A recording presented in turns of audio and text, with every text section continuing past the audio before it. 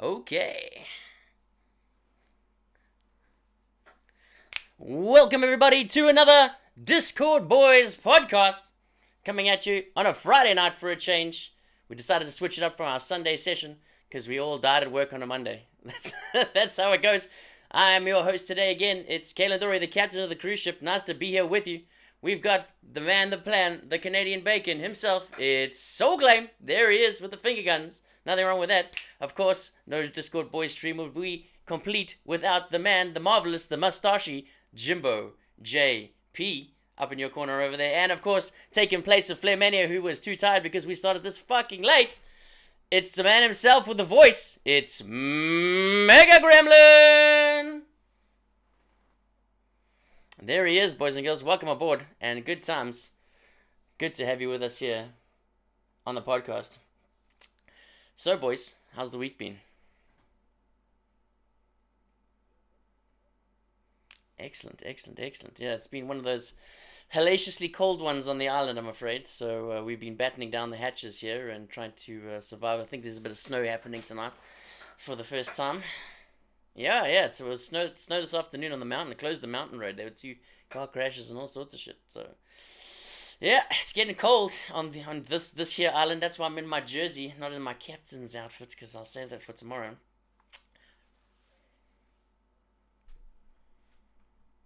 Oh yeah, nice.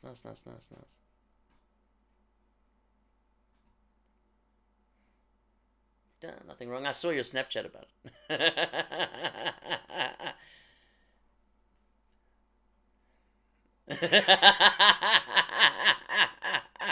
Yeah, it's been like that. So it's snowing here in Isle of Man, snowing there in Canada. How's it going over there with you, Jimbo?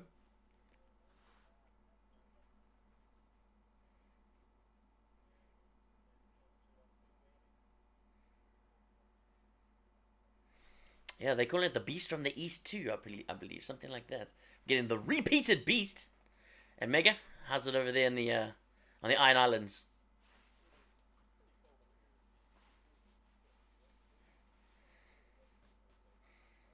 Oh, snow all round. Snow all round. Fantastic. It's too bad it's not Christmas. Now it's just shit because we're all at work going, oh my god.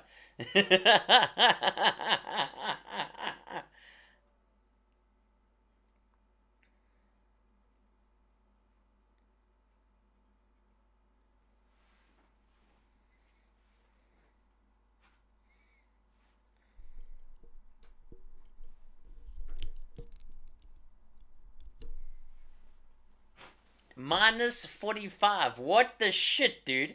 What the shit?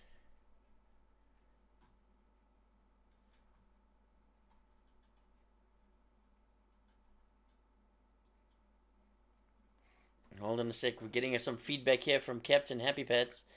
Can't hear the Discord, the boys' audio.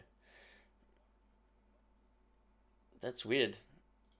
Thank you, Captain Happy Pants. Why is my desktop audio not playing? That's so strange. Thank you for the technical difficulty assistant. Would have just been me talking shit for an hour. That would have been rather fucking boring, I tell you that.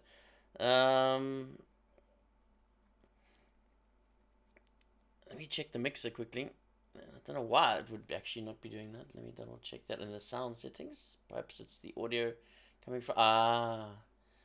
I found the problem.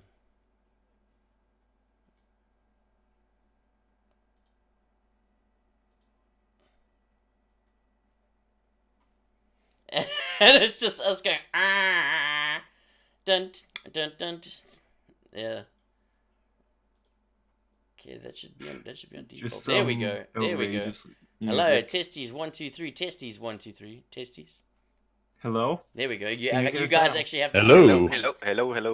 There we go. Fantastic. Okay.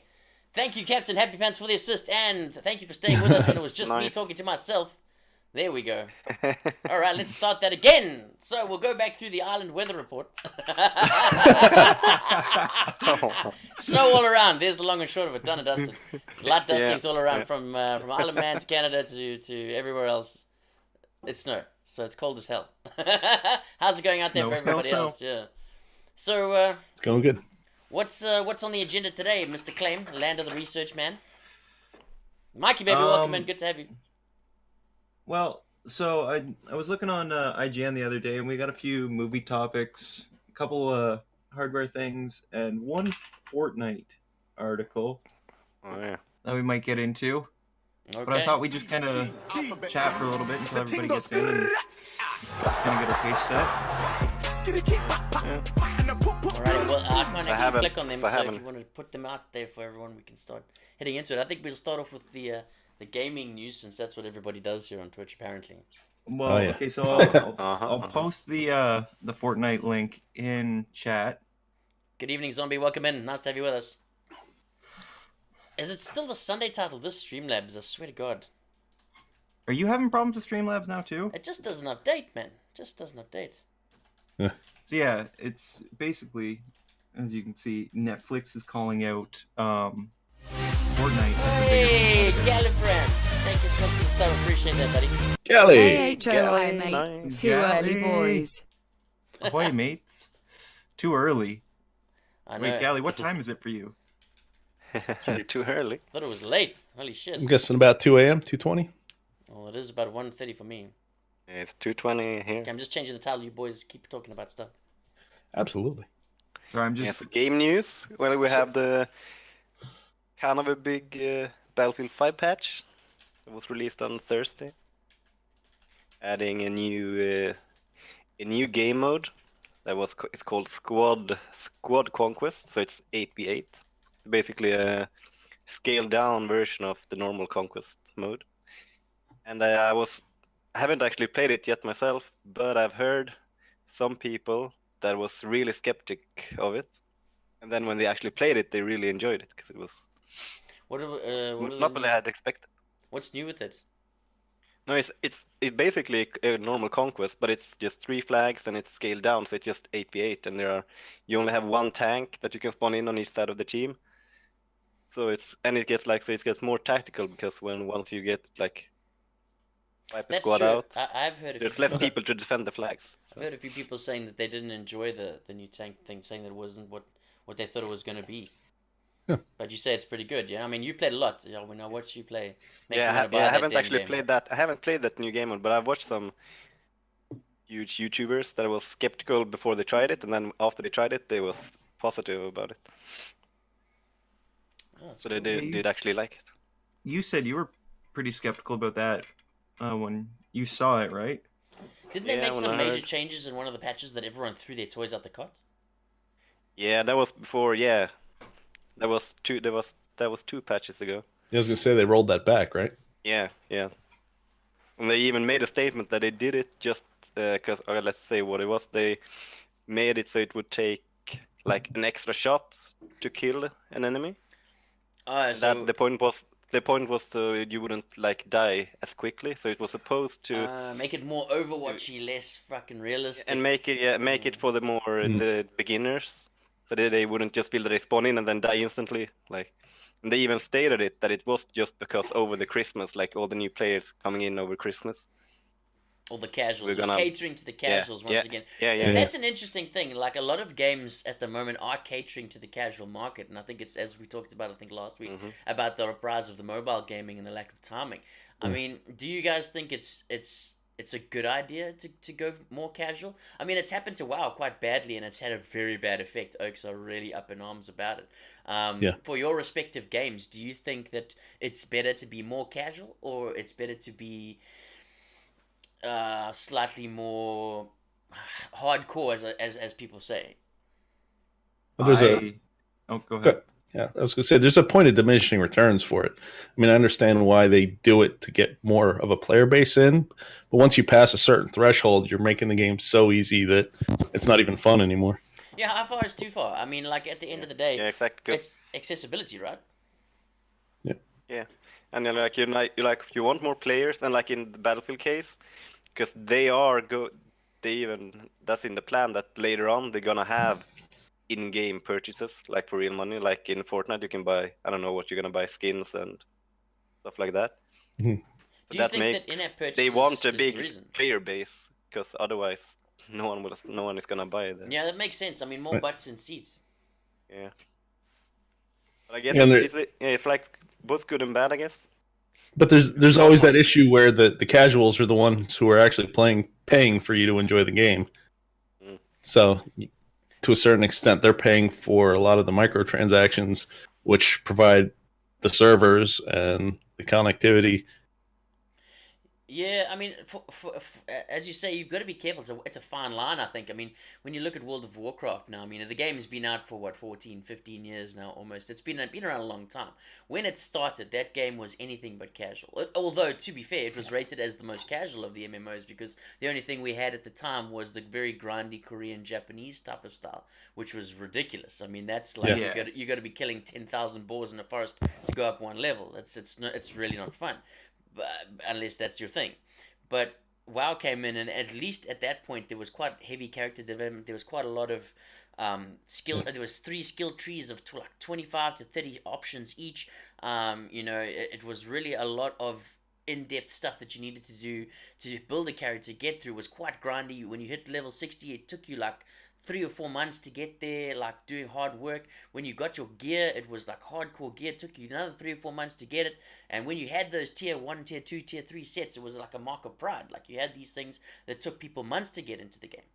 The philosophy in WoW now has swapped so much that it's almost bordering on the ridiculous. And it's why a lot of the old school fans have just tossed the game aside. Because now you can literally get yourself from 1 to 120. I think the record... for this latest expansion, the guy leveled from 110 to 120 in I think it was 4 hours. So he did Wow. an entire Yeah, that's- expansion's worth of content yeah, in that's 4 hours, right? So Wow, you went up 10 levels at like max level?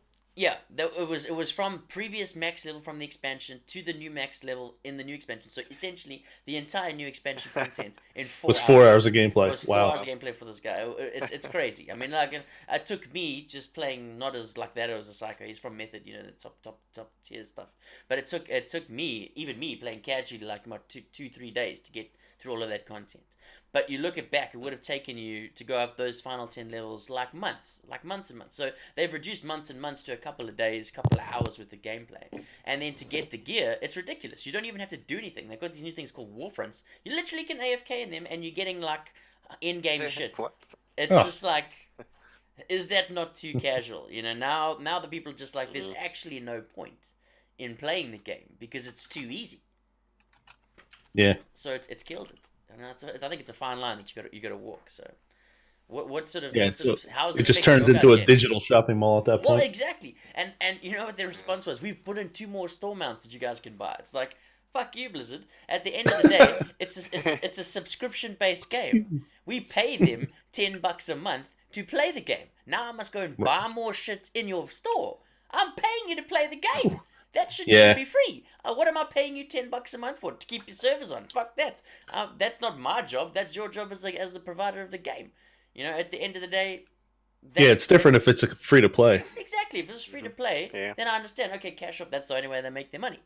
But a subscription-based game with a cash shop, meh. Come on, boys. Doesn't make much But sense. the That's other money thing grab. too so I don't really know how WoW works. I haven't really played it, but you only get access to one character with your account, right? No. You can have up to 50 characters. 10. Cool. Okay. I think it's 13 characters per server. Okay. Ah, okay. One of each So I class. thought you had to have multiple accounts. No, well, the only time you'll see people with multiple accounts is when you see someone doing multi-boxing, which is actually quite cool. Where they buy 5 accounts, they all link them to the keyboard so they push all the same buttons at the same time. Then you see Oh, 5 wow. shamans walk past you all in perfect sync and hit you with 5 fireballs at the same time. It's quite fun, but also quite shit because you just explode. Bam! In one go. That's game breaking. Imagine It's being some ridiculous. new player coming in Yeah. and getting killed by 5 characters that did the same thing In at the perfect exact sync. same time, Yeah! Fireball, done. It is what it is. and having no Uh. idea what just happened. That's unbelievable. Yeah, it's pretty comfortable. But I mean, that's half of the fun from back in the day. It was all that, but you don't even see people doing it anymore because it's not worth it. The game's too easy. It's gone too Well, casual. So, I think like I can't say for old games, but new games kind of aim them at the more casual player, right? Because that's as you said, that's what's going to get people playing your game. But if you can set it up to have like a competitive mode, kind of like Overwatch, where you get some big reward at the end, Yeah. where if you go in and you play comp, you're really into the competitive side of things, and it really matters to you. I think if you can kind of find that balance line, you're into like the perfect game, right? But off the top of my head, I think Overwatch is really the only one that is even close to that. And I think it's the reason that it's kind of only one of the last of Blizzard's games that are surviving. Hey, good evening, Valhalla, welcome in. Good to have Hey, you with us. Valhalla. No, we're late at Yo, night, but good to have Valhalla. you with us. Thanks for coming Hey, on in. Valhalla, I tried one of your Zing and Zangs tonight, Valhalla. Yes, Solly was drinking Zing and Zangs. He was face deep in the Sambuca. I don't know if he got the measurements right. Maybe if you could put the exact amount, you could get him to drink one Yeah. live. You don't want to have too much I- Zang. I think he's zinged I too much had- in his Zang. I had 2 cups of tea, 1 ounce of Kentucky straight bourbon, and 1 ounce of Zambuca. So you kept it the same. I think you might have to double the whiskey and halve the Sambuca because Sambuca's got the strong flavor. Yeah, that licorice And flavor is all very I- strong. All I could taste was Zambuca. I couldn't even taste the tea. That is true. That is true. Well, yes, double the whiskey. Always double the whiskey. I'm surprised that Soul Claim is not doubling his whiskey straight Is out that- the gate. Listen, I'm drinking. Is that a whiskey. channel rule? It's a channel rule. 100% channel rule. I'm drinking Double the whiskey whiskey. right now. There it is. He's taking a shot right now. Hold there on. we go. I'm doing Here, I'm doing- doing diet water. So enjoy Oh, wait. this fantastic Codder. diet water. little Captain Morgan. Oh, nice. Captain Morgan White. Eskimo, Low calorie, Es- I guess. Eskimo cocktail, low calorie version. Fuck my life.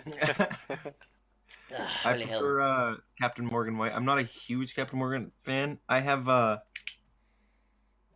this rum over there, Appleton Estate. Not limited. It's like Distiller's Edition or something like that. It's pretty tasty. Yeah, we should. But we right should, now I'm drinking. we should get you to give us a bit of a rundown on whiskeys. You're a bit of a whiskey expert, aren't you? Not an expert. I know a little bit about a little bit when it comes to whiskey. Well, okay. So, tell me about this. Which is the right way to go? If you're gonna be like, I'm the whiskey guy, should you be like, oh, I'm the whiskey guy. These are the blends I drink, or should you be, I'm the whiskey guy. These are the single malts that I'm drinking. Do you want to know how I look at whiskey?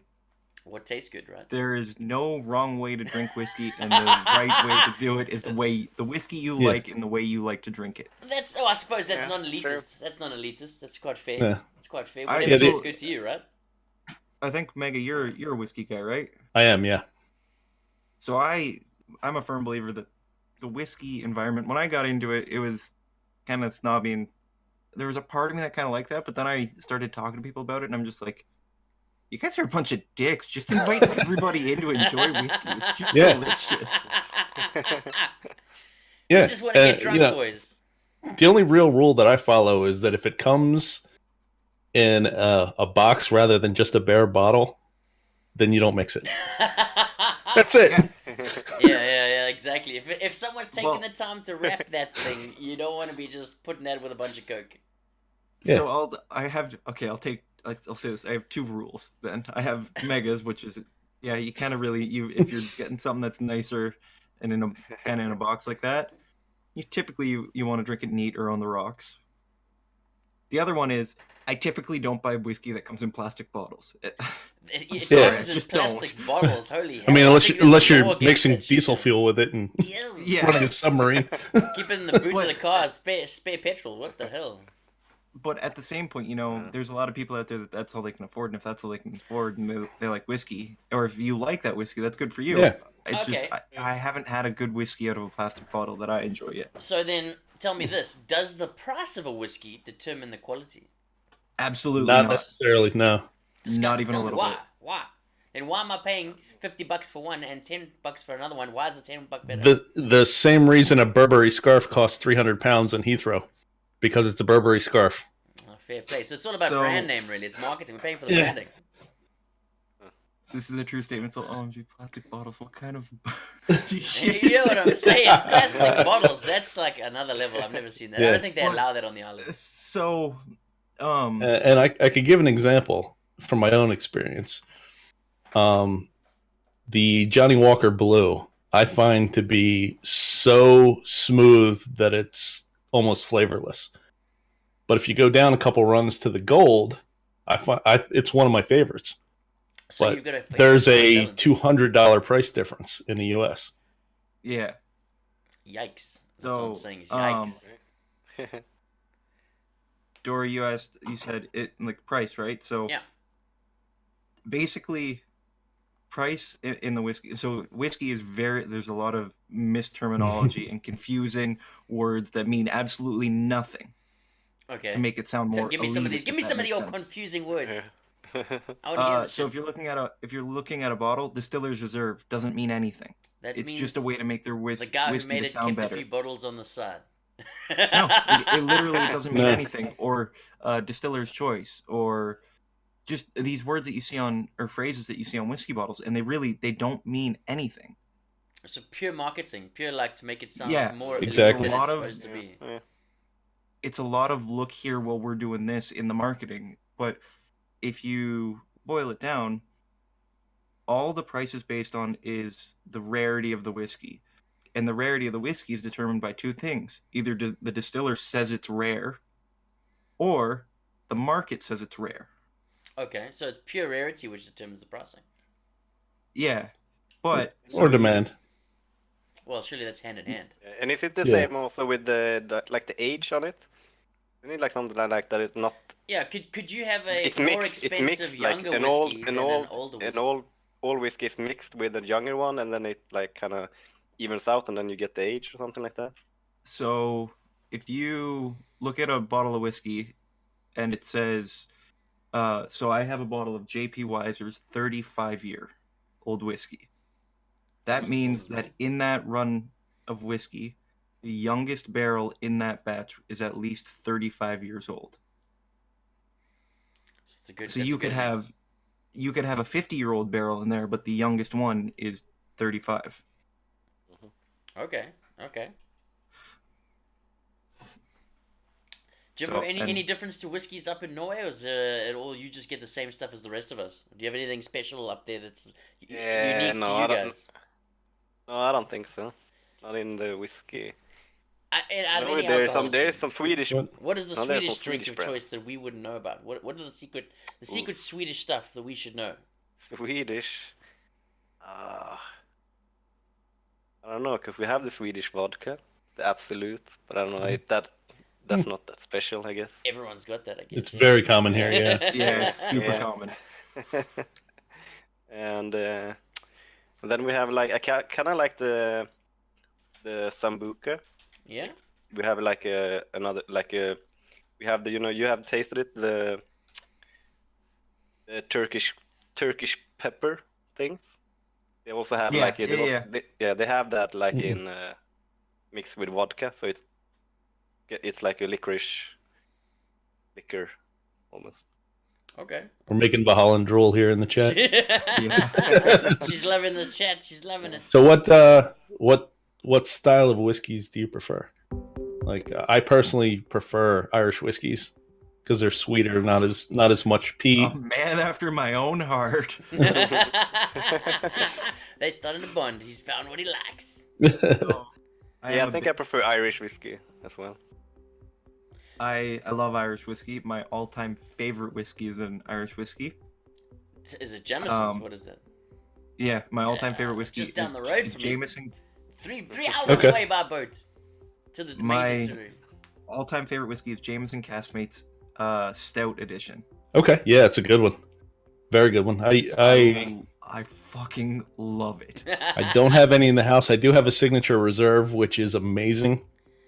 The Jameson Signature Reserve? Yeah, you can only get it in duty Sully's free, on his believe way. it or not. Sully's on his Yeah, way. I'm buying some. Believe me, I'm looking at the duty free when I'm going down to Florida next month, and I'm buying all of the whiskey I can bring back. Nice. And then I'm also a really big fan of bourbon. Okay, I don't drink a whole lot of bourbon. Um, Makers maybe. I do enjoy a good whiskey, but for me, the old goat has got to be tequila. Tequila. We know that tequila does the job, boys. We've seen Saturday Nights. It gets. Oh yeah, boys. you did an amazing job Saturday night. Thank you, man. By the way, Appreciate that. that was fun. stellar. I can't believe I was. I will I admit- don't remember much of the end. I won't lie. It was starting to get a bit serious business at the end there, but we'll see what happens tomorrow. But tequila for me, like whiskey is all good and you can sip it. I mean, you can sip a tequila. There's nothing wrong with a tequila and lemonade. I think Saul, what were you drinking on Saturday? Was Was it tequila? I mixed was with, drinking soda or a something? lime-based tequila with just a little lime wedge in the glass and club soda There you go. So on the rocks, you and can it was make it into very good. a drink. It can be a normal cocktail style drink, but then at the same time you can just pull the bottle out and just finish 3/4 of it, just shooting the shit out of it, you know. So it has a thing. One of the things that I used to think though, and I actually was very surprised to have this dispelled as a myth, was that tequila was an upper as an alcohol, whereas all the others are a downer. I believe Yeah. for years that tequila was something when you had shots and shots of tequila, it actually gave you more energy and pumped you up, and you didn't just pass out. Because somehow I'd been told that this was the way that you know, this is how tequila worked. That it was an upper, not a downer. And I was upper, like, makes sense to me because when I drink that, the party kicks off. Wah! But I think that might just be a personal to me sort of thing, rather than I actually- how it goes.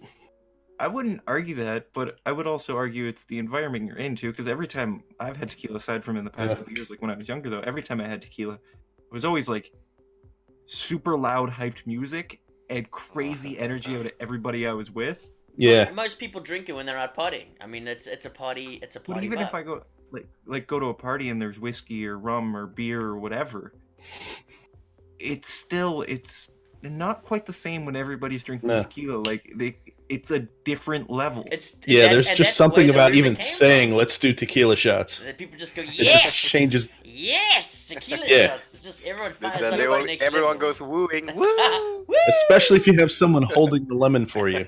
You know what I'm saying? Yeah. I think there's just more games Um, designed around tequila. Everyone's got good memories and bad memories, and most of them good Oh yeah, memories are made on. yeah. There's no mediocre experience with tequila. Yeah, there's no. It's not like I went home and had some scotch. Yeah. No, I went home, I had some tequila, I woke up, I needed bail money. I woke up and my passport was with me. It was in a different country, type of thing. I So woke up When to we go tequila. down, but when we break it down to science, it's all alcohol and it all affects you the same way in the end. Yeah, That's it, yeah. It's that's all it. central nervous system Yeah. depressant. That's Yeah. But Yeah, So, Valhalla's Valhalla's freaking asking- what's brewponic. up, Equifox? Good to see you, man. Welcome in. Yeah, Glenfiddich is one of my that I like. hey, Aqua, she's asking what the favorite scotch is. Personally, right now, so back in the fall, I had to do some work for my father, and he paid me for it. But instead of paying me with money, he bought me a bottle of whiskey, and so he bought me Chivas Regal 25. Ah, yes. Okay. The Chivas. Tasty. Chivas Very is smooth. great. I waited because I actually hadn't had a Chivas at this point, but I waited until Christmas just because it was a special bottle. You know, it's a 25-year-old single malt scotch. Yeah. You don't come across a 25-year-old single malt every day, Yeah. or I don't at least, and I have a bunch of whiskey over there. And so I waited and I opened it Yeah, up, might as well get time, mine. and Ooh, Jim, you're switching damn, the it good stuff. is smooth.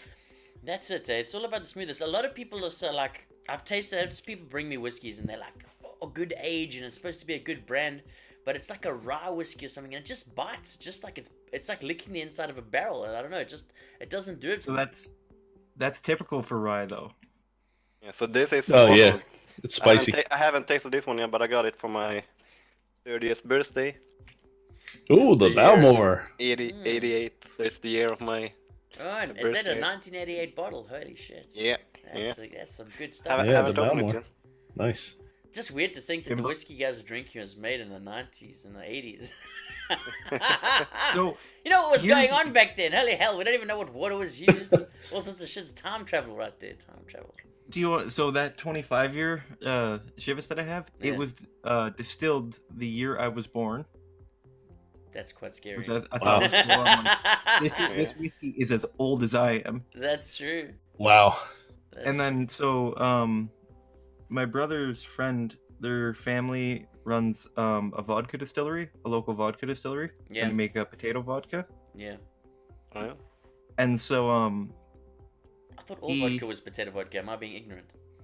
no, you can get grain vodka. Is that cheaper? Is potato the good No, stuff? I'm actually personally my favorite vodka is grain vodka, which is Tito's. It's made out in. Oh, I love Tito's. Tito's is amazing. Yeah. But I first had it on a Southwest flight. oh really? Yeah. So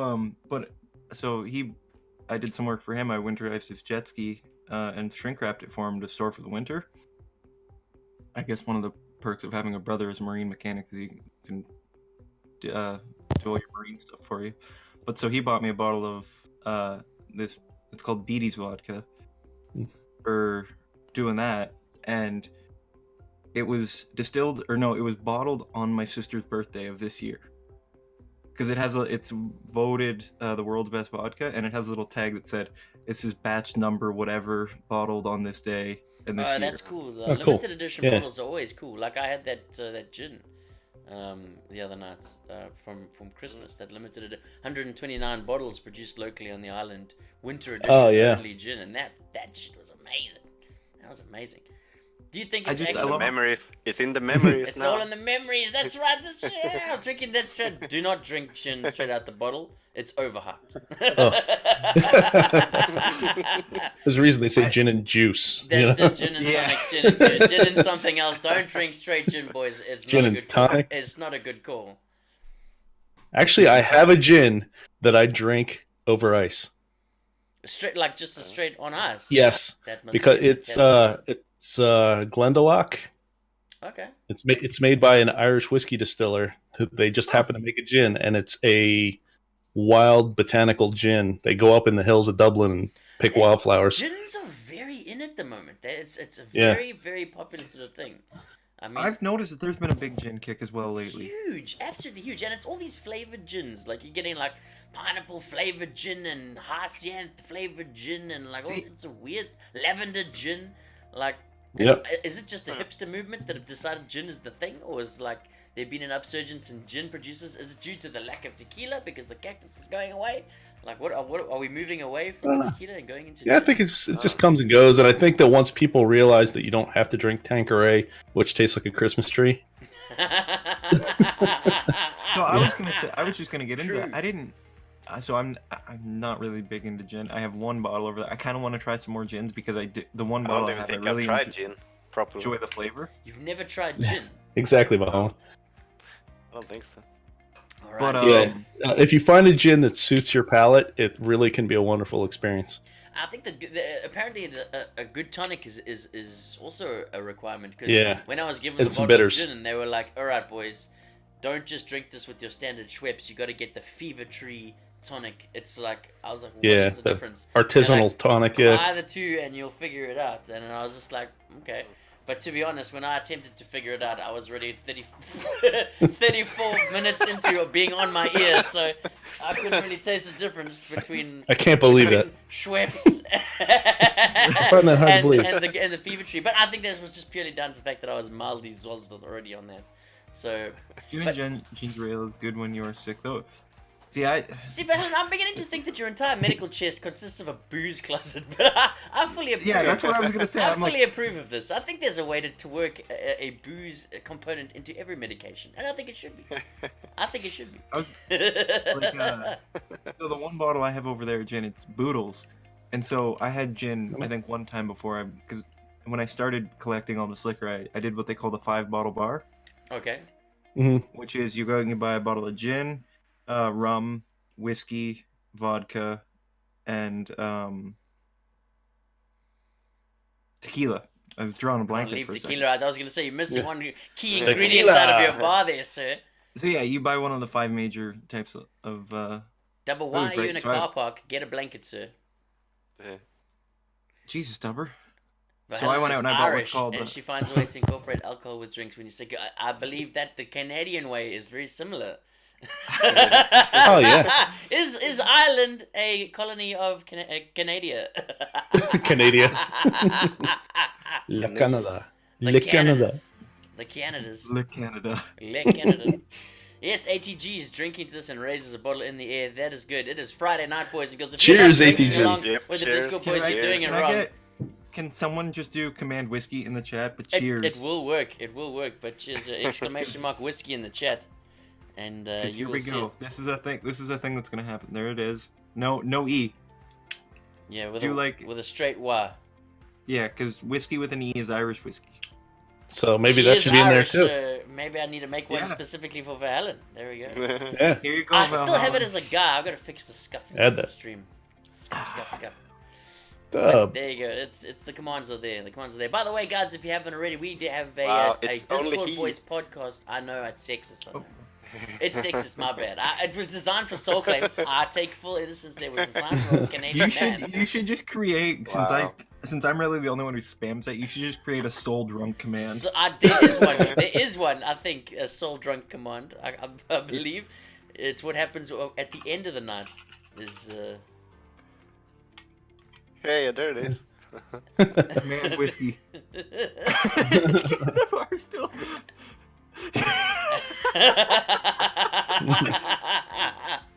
There you go. So the commands have been made in preparation. See, for... I thought I remembered that being made on the fly in one scene. That's funny. I remember doing that. It was one of the fun parts of the other Saturday night.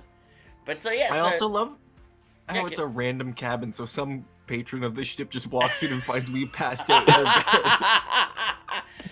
it's actually that's just normal. goes delivery straight to Valhallen's cabin. So I'm just saying you can. Ooh. I don't know who's winning the benefits there of a drunk soul claim, but we'll see. We'll see. Listen, I'm a legend when I'm drunk. There we go. Check. I told you, Valhallen. I talked to those bouncers. I know what's going on. Exactly.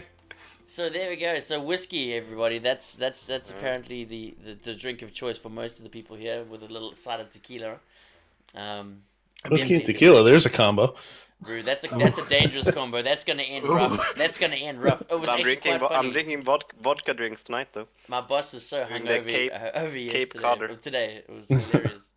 He Oh, came- Valhallen's he- looking for a special guest. Oh, there You're we go. Well, supposed to Potsy have should be Potsy in here. there. I'm surprised he's not just go into Janelle's stream and whisper him and say, "Hey, move your ass, Potsy. I got your cabin ready." But my boss was super hungover today, boys. It was absolutely hilarious. He went out drinking with the director of the company last night, and one beer turned into 12 beers, turned into 13 beers. What he should have been home at 7 turned into midnight. He was just rough today. He was literally sitting on his desk. Oh, like the whole day. I eventually said to him, "There's only one way to sort this out. Grab yourself a bacon bap, which is basically a bacon and egg in like a roll with like pizza bread stuff. Chow that." Mm. Oh, and keep then, talking. And then put And then Dory, and while then he was grab doing a that, Dory was monster. just sitting there drooling. Oh, dude, I was dying. I was absolutely dying. This diet is killing me. Yeah, But, Can you describe that again, just slower? Just a little bit. bacon juice and in a roll with eggs and so good. But that greasy bacon US, things Dory, TOS. with I know, right? I know. With a green monster. The green ambulance, the original green ambulance, the green monster. Those in combination are the ultimate hangover cure. Within 35 minutes, he was up and bouncing around and having a good time again.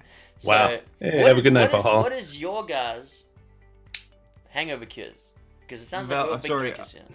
I will get to that in just 1 second. Valhallen, have a good night. Please get to work Thanks, safe Valhalla. tomorrow. Have a and good get day. home from Thank you for coming in. We work appreciate safe it. tomorrow with the snowstorm. I know a lot of people, as soon as they see snow, they just forget how to drive. So Tell me about it, bro. Tell me about this it. is coming Yeah. from someone in Canada where every year, the first snowstorm, there's 37 car pileups and Wow. crazy car crashes. It's just a nightmare. So please be safe and have a good day. It's another reason I'm glad I live on an island with no highways. It doesn't exist. But no speed limit, though. No, yeah, no that's car true. crash because there's nowhere to go. Well, no speed limit on our roads. There's the thing. Dubber, hangover cure, Crazy. monsters and nicotine. All I need. There you go. Monsters are Wow. a key component. Monster being a key Absolutely. Yeah, we'll see you tomorrow, Good call, Valhalla. Dubber. We'll see you tomorrow here on the I've cruise never ship. done an energy drink. It's a hungover cure. What? You've See- never done an energy drink as a hangover kid? No. That's the key, bro. That is the key. Whole lot of So- water and some electrolytes. Yeah, Little but you should be Pedialyte. drinking the water before you got to the hangover. Oh well, yeah, but you know, So this I'm the kind of guy like someone else I know that wakes up and finds the headache tablets on the nightstand. I won't lie, that's quality service here on the cruise ship. Well played in the captain's cabin. So, my hangover cure is, if I know I'm drunk, like really drunk, chug a bottle of water right before I go to sleep. hmm That's what you're supposed to do. Is keep you Yeah, hydrated. All a yeah. hangover is really Yeah, is- every third is- drink. is Dehydrated. dehydration, right? It's dehydration at the end of the day. But, Yeah. so, chug a bottle of water, go to sleep. Yep. Yeah, if, And if I'm then- feeling and then I smart. sleep. Easier said than And then done if when I'm you're really hopping drunk- into Right. tequila. If I'm really drunk, I'll just sleep for so many hours I need until I'm not hungover anymore. Oh, so you just avoid the whole thing. Just keep if it's going. 15 hours, 16 hours, I sleep until it's good. See, I can't do that. I can't sleep. I'll sleep less when I'm like drunk. I will sleep for a shorter amount of time and wake up, and as long as I do the next thing in my like hangover regimen, I'm good for the day. And so the next thing I do is I wake Please up. tell me it's and not I- TOS. Just. What do you do? No, in your I hangover wake up, regimen? and then you make- wake I up mean, and what yeah. happens? I make some greasy food like bacon and eggs or something, Greasy something with a food. lot of grease in it. And then the other thing I do is I used to never do this, but I do drink an energy drink of some kind. And typically what I go to is a sugar-free Red Bull. There Okay. you go. Get some I mean, B12 you in can you. get a Yeah. sugar-free Monster. It's the same thing. You get the. I recommend the purple one, by the way. Hashtag not just because I'm a it's big nice. fan of the ultraviolet. Ultraviolet's got it going on, bro. Got it going on. So Yeah. my second place will be the red one, and then the white one coming in with a strong third.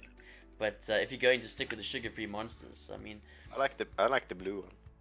the blue one, original yeah. sugar-free. That's the original. That's what I was sugar-free drinking one. with that with gin the other night. Yeah. Original sugar-free Monster was and what it gin? was. That sounds like a heart attack in a glass. No, It was so it's good. tasty though. It's so good. Bro, I was watching Abby start drinking a Monster with a straw out the can, bro. That woman Yeah. just lives on those things. I love it. Absolutely amazing. But it's I prefer Monster yeah. over Red Bull. If you had to choose Monster or Red Bull, which would you go for? Red Bull. Monster every Free time. Red Bull. Monster, every Monster, I time. think. Here's Yeah, my reasoning. Monster. Not only does it, in my opinion, have a better flavor because there's a wide variety. There's probably like Mhm. 10 or 15 flavors of that thing. The So- can is bigger okay. for the same price. I'm paying for 500 mils the same price you paying for the 250. Easy. And there's So absolutely no reason here's for the it. thing. I go to my local grocery store. First of all, as far as the flavors go, I agree there's a far wider variety. Even though Red Bull does have a bunch of flavors, they're harder to find. But I like the sugar-free Red Bull. I find I don't get as bad of a crash with the sugar-free. Yeah. Yeah, when you're And, adding sugar onto the caffeine, it gets a bit serious. So I really enjoy the sugar-free Red Bulls. But I go to my local grocery store and you can buy one Monster for I think it's $4.50, which is 500 milliliters, Yeah. or you can buy one regular Red Bull for $3, I think it was, or you can buy two sugar-free Red Bulls, which are and I think they're like 300 milliliter cans for $5. Okay. Well, I Okay. mean, yeah. So I suppose it depends on where you can get the deals at the end of the day. Dubber says Monster. So Monster, that's of 3 course. votes for Monster. Not that he's sponsored by Monster or anything, but his completely unbiased opinion is the Monster's way better. Yeah. I have to agree with him. I mean, here I think it's quite cheap Yeah. here on the island relatively because what am I paying at the moment? We pay one pound for a Monster. Wow, that's a good price. That's That it. is cheap. It's Let's one see, I pound. need to translate it here to see what I That's Um, like $2.90. I think you'll pay like £1.10 if you're going for one of the like exotic flavor ones. It's £1 straight for the green one. Wow. Anywhere you go, even like the garage shops. Where you, Really? It's I can't even get them by the case for that price. Yeah, it's crazy, bro. If Yeah. you buy by the case, then it's super cheap. I think you're looking at like But- 75p a so- can. Here's something else though that I find interesting. Here, at least, we don't have like the flavors. Everything is the same price. The only time it changes if the can size changes. Really? Okay, yo, no, ours. It's actually something weird I noticed the other day was that the flavors change the price. If it's a standard regular one, it's a pound. Oh yeah, If yeah. it's one of the sugar frees, it's like £1.10, and if you're getting one of the like ultra punch or the new flavors, it's like £1.20. So And let's be honest, who doesn't have 10p in their pocket they need to get rid of anyway? that's it, man. What am I gonna do with 10p? Fuck. That shit sits on my desk all day. Okay, so I have a question for you guys then. Okay. Are you guys cash people or card people? Oh, brew, 100% Card. 100% card. It depends on what. Mostly card though. See, I used to be like card only, Mhm. and then I said I had a trip coming up, so I started saving for my trip. And what I'd do is I'd take $100 or $200 out of my paycheck every week, and I'd set it aside into like a bank bag that I have. But then I'd also take a little bit of spending cash out for the week, so like 50, $100, whatever, right? You know, Yeah. I'd keep it in cash, and then I'd keep everything else trying to save it up in a different account. Having cash is like a lifesaver. You have no idea how angry I get now when someone walks up to a till to buy something with for $2 and pays with a debit Then card. you would hate me, You know bro. how You would annoying hate me. that I'm is? paid Yeah, for dude. 75p with a card, dude. It doesn't- Yeah. I don't carry money, but you know where it bites me in the ass is they still have here at the one shop, because we've got like two places you can buy food. There's Tesco's and there's ShopRite. Like there's two places you can buy. Uh-huh. And Tesco's, the trolleys are, you can just take trolleys and do what you want. But if you go to ShopRite, you got to put a Oh pound yeah, that's in the trolley to get it to unlock from the other trolley so that you can take it inside. It is the only reason I have a Wait, £1. you have to what? Sorry. You take a Yeah. £1 coin and you put it in the trolley and it Oh click yeah. it in and it pulls the lock out so that people don't run away with the trolleys or make sure they bring it back. Yeah, we have that. We just use quarters. Yeah. So they make you Yeah, put a yeah. pound in there, I think, because it's like you should see the rest of our money is like. You should buy then. I guess you can buy like the plastic ones that you can have like on your keychain, plastic fake one. Now you see, now there's some skills there. Plastic fake pounds, wow. We'll have to chat off. Just like specially made just to use on the trolleys. I think. Yeah, that's They're probably actually not pretty Queen good. approved. Yeah, I don't think so. Yeah, no, Her Majesty's not really impressed with that. But yeah, like so Yeah, that's really the only old reason I tricks carry a never pound with die. me, because there's really no other reason to spend money anywhere else, because everyone takes a card. Here, you don't even have to. I mean, are you guys into contactless stuff over there? I'm not sure if you have the contactless. No. Yeah, I have it. I mean, we have it, but I don't use it. It's, I use it a it's lot. they use Are you it talking about, like, everywhere the- here. It's like so The common. People look at you funny. NFC? Put it in. The near field. Yeah, I use it on my phone all the time. Just see, I don't trust scan that. it and go. Scan it and go. I just use it with the card. Like, I don't need to use the pin code on the card. I just Dre Over would it say, over leave the my machine. queen alone. Yo, Dre, what's She's going our on? queen too. Well, Are you, Dre? kind of. Yo, Dre. But yeah, so that's the only reason I carry cash, is for the trolleys. Other than that, no, everything is on card. I'm the annoying guy that pays for 75p. With Yeah, there was a long time ago on Reddit. Someone made a RF scanning sniper rifle out of Holy out of a hell. high gain Yagi antenna and some like Pringles cans, and was able to pull information off of credit cards from like 300 or 400 yards away. Ever since I saw that, I'm like, absolutely not. That's crazy. But then again, I think Oh, Lincoln. 300 or 400 meters. that's Yeah. that's crazy. Damn. Wow. Yeah, if I'm wrong, I'll try to see if I can have if I you can guys bring had it up. any accidents with that? I have got my credit card stolen once, and the bank called me like, "Oh, someone is buying stuff in, I don't know where it was. They Australia. blocked it." No, I don't know. Where, but they blocked it. Yeah, I yeah. didn't But lose was it- that I didn't because lose of an any money online in the end, transaction? but- Was that because of an online transaction, or was it card cloning, like because someone had scammed? Yeah, I don't know. I don't really know where it came from. Because the only time I've had card issues while I've been in the UK has been literally from buying shit on Amazon. Somehow my card got scammed off of ordering shit off Amazon, and they contacted me and said, "Don't know how, but someone in China is using your shit." And I was like, "Ain't me, bud. I'm on Isle of Man." And they're like, "Okay, you should probably go to your bank and cancel that thing," which I duly did. But the amount of credit card crime on the island, I'm lucky. I live in a place where there's like 1% crime. So it's like there's nothing like that here. So people don't really care. Like it's unheard. I don't know, but you can literally go into a bar here, leave your phone, wallet, and keys on the table, walk to the bathroom, come back, and then no one's even looked at it. You know what I mean? And then on a busy Friday night, it's just no one does that type of stuff here. So I guess We have the travel insurance stuff. There was like cases in the news like times where you don't get refunded by the travel insurance. There was a girl going to That the 1%. to the toilet in the bar, Yeah. and for holding her seat, he left her iPhone on the table and went to the toilet. And when she came back, the phone was gone, and she did not get refunded. Oh shit. Yeah. Oh. Yeah. Crime. Um, Crime is unfortunate. Yeah. you don't leave a $1,000 phone to hold your seat while you're gone. That's the thing. It's like it's weird, but you can That- hear. You can hear. To me, that is just outrageous, though. Oh yeah, there's a little device that's this big, and it's gonna take the place of a human being. It's like, no. But also, that thing has so much it has a lot of monetary value, but that has so much information on it that I need. Like we were talking about this the other day. Like Your life don't is your know mobile phone- phone.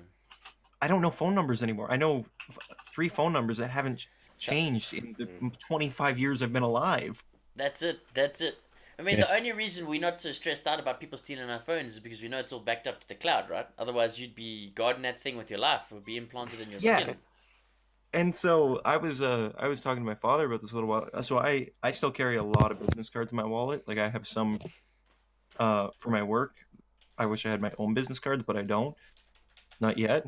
Yeah. But so I have some that we hand out when we're out on service calls and stuff like that. But I always collect business cards because it's great contact, right? Mhm. And so my dad and I were talking about this a while ago. I want a Rolodex. You want a Rolodex? That's so trendily old. What? You're such a hipster. You're such a hipster. But then because I have so many and they're just thrown on my shelf and I got a stack and it's like this big, but it's on my shelf and there's no organization to it. So I got to sit there and find one business card. I got to go through 100, right? Yeah, I suppose. Fair enough. If you actually have a lot of business cards. I had a shitload But when then I I- worked in sales, but not anymore. But then I was thinking about it. I'm like, you know what? We have this 10-year challenge. We have all these other stupid challenges. We should come up with the rotary phone challenge, Find a Which rotary phone one? and know how to use it. which is no, it's Scary more boys. complicated. I used that in More my complicated childhood. than that. You set up like a set, like an old school home office, right? You tell them you need them to call this number or this person, and they have to figure out what the phone number is using the Rolodex and how to figure out how to That's use amazing. the So rotary many people phone. will fail. Wow. Yeah. It was like I watched a video the other day. They gave a bunch of like 13, 14-year-olds a Walkman and a cassette tape, and they said, "What is this?" And they were like, Oh yeah. "We have no idea what this is. How does it work? Where does the USB stick go? What is all this tape inside a thing?" Like they had zero clue like how it would work. Did they give them a pen? They Please tell me you did. guys They remember. did and said, "What do you do with this?" And they were like, "Fuck knows." Yes. And instantly they gave it to someone a bit older, and they were like, "Hit is in the middle, wind it back up, slot it in, da da da, bang and done." Like it's like old school. We knew that. That was how we lived our lives back in the day. But kids today, they've never even fucking seen that technology. Bro. They've never even seen that thing. No. Like if you make that modem screeching noise of the old days, everyone knows that. That was the birth of the internet. If you were here, that you know that it's ingrained into your soul. You listen to that for days. But new kids. And you just also have know no that it idea. was soul breaking when you heard that when you were on the phone. That's it. When you picked it up and you just heard, and you were like, "Ooh, someone's gonna be pissed." As you put it down, then you just said, brother or sister comes like, "You bastard! Who took my?" Or the worst was your parents. Oh God, yeah. No, they had no idea. They had no idea. But the thing was, I the thing remember was- playing Delta Force 2 on a 556K. Hey, 56, dude. Imagine what ping I had. I can Wow, only yeah. imagine, bro. Imagine what ping I had. 325. In the bottom arse end of Africa. Like, tell me about that. I mean, when I first started playing World of Warcraft, my ping was 1,400. Wow. I raided Corazon, boys, on 1,400 ping on a laptop with my Warlock on shittest Did graphics. you- Oh, Were you like in communication with your team, being like, "Okay, Dory, in 10 minutes"? Are you mad? Are you mad? No way. You know, they didn't have things like that. Well, that's you had awesome. like Mumble. I think that was the old school team before like TeamSpeak was like Mumble. And I was things just like that. meaning like in a text chat, because the text Dude, chat it was I bad. would I imagine still literally came would faster than the raid game. staring at the floor Yeah. so that the graphics weren't too intense on low level, and the ping. I had to play a Warlock who was the only character because it was dots. It was damage over time, so I could put the spells on the dragon and stare at the floor And just wait. and wait for someone to say, "You're standing in fire. Move to the left." Shit. that sounds like a wonderful experience. It was fantastic. Those are the glory days of raiding, bro. Glory days of raiding. But yeah. Back so- when they had like But 4 you made that servers. work. Exactly, yeah. So yeah, things have come along a long way. I mean, we just got fiber installed at the office, which and weirdly enough, the island is behind on that. I mean, we've just got fiber installed at the office, like 2 days ago, and it's I think it's 200 down, 40 up, and that's the best you can Nice. buy. That's the best With you can fiber, really? buy. That's the best you Because can we buy. can't get fiber Uh-huh. here, like where I live, and I have better internet than that.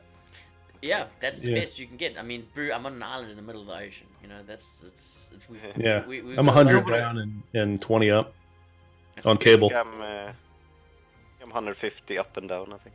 It's the best. I'm, Nice. Jimbo's got a fat pipe. Jimbo's got a fat But that's not Spread even. the word, boys and girls. Jimbo's got a fat pipe. That's not even the like. If I would like wanted to pay like 4 times the price I pay now, I could have 1,000, I think, up and down.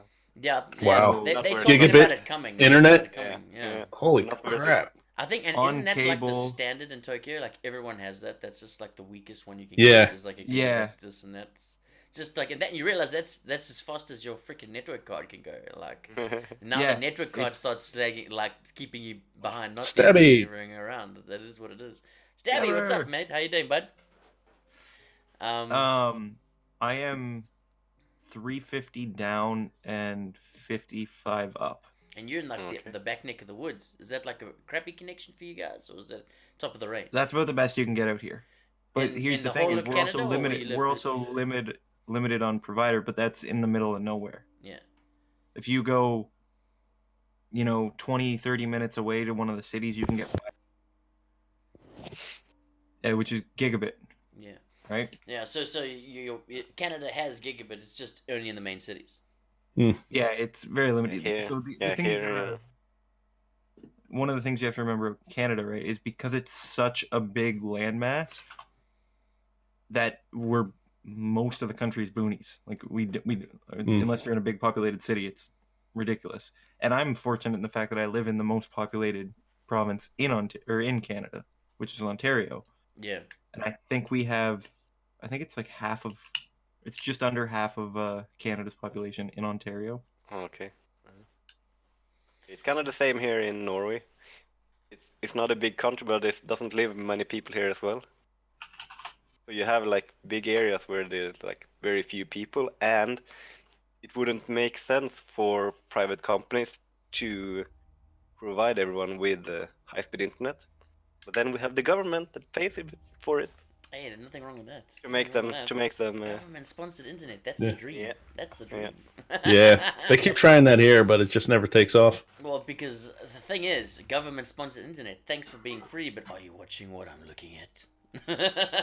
Well, that's yeah. a big thing that Dory's got to be worried about. Hey, what are you talking about? Oh, you're talking about I'm just a Twitch streamer. I just watch Twitch streams. That's all I do all day. Just Twitch. You know, I spend an inordinate amount of my time watching Twitch, so I'm telling you, it has actually taken over. It has taken over from watching regular shit. Like, you know what I saw? I think it was one of your articles actually, Solly, was that Netflix was saying that Fortnite is a bigger competitor to them than HBO. Yeah, no, did they mean Oh, by yeah. bandwidth or by viewer time? By viewer time, So- because Viewer people, time. are, Okay. people are Ring time watching is what they're calling it. Playing Okay. Fortnite. so they're measuring it based I believe on that. Yeah. home television, mobile phones and devices, and consoles. And Okay. they're claiming that Fortnite is a bigger competitor than for screen usage, again, obviously, Okay. than HBO, which makes perfect sense. I wonder if they're Yes. even factoring in streaming versus game time. Yeah, because now you're probably doubling it because you figure if 50,000 people are watching Ninja at any given time. Well, that's So it. you- He's just one streamer now. There's how I many was people Yeah. gonna out there say streaming it too? you also have to consider there. You've got Ninja, who's like the Yeah. biggest, the face of Twitch right now. Still, I think, right? What? Still Yeah, the he's still face. number one. Yeah. He's still number one. Yeah. Even though it's streaming Fortnite declining a all- bit. But I But think then it's you because people have are getting tired of Fortnite, quite honestly. then you have thousands of other people that are streaming Fortnite, and then you have Mm-hmm. millions of viewers watching these streamers. Yeah. And you know what the weird Yeah. thing is about Twitch? Like, we're all into the scene and the culture of Twitch and everything. That obviously we Yeah. streamers, all of us, and we do. You know, we understand it and we do that thing.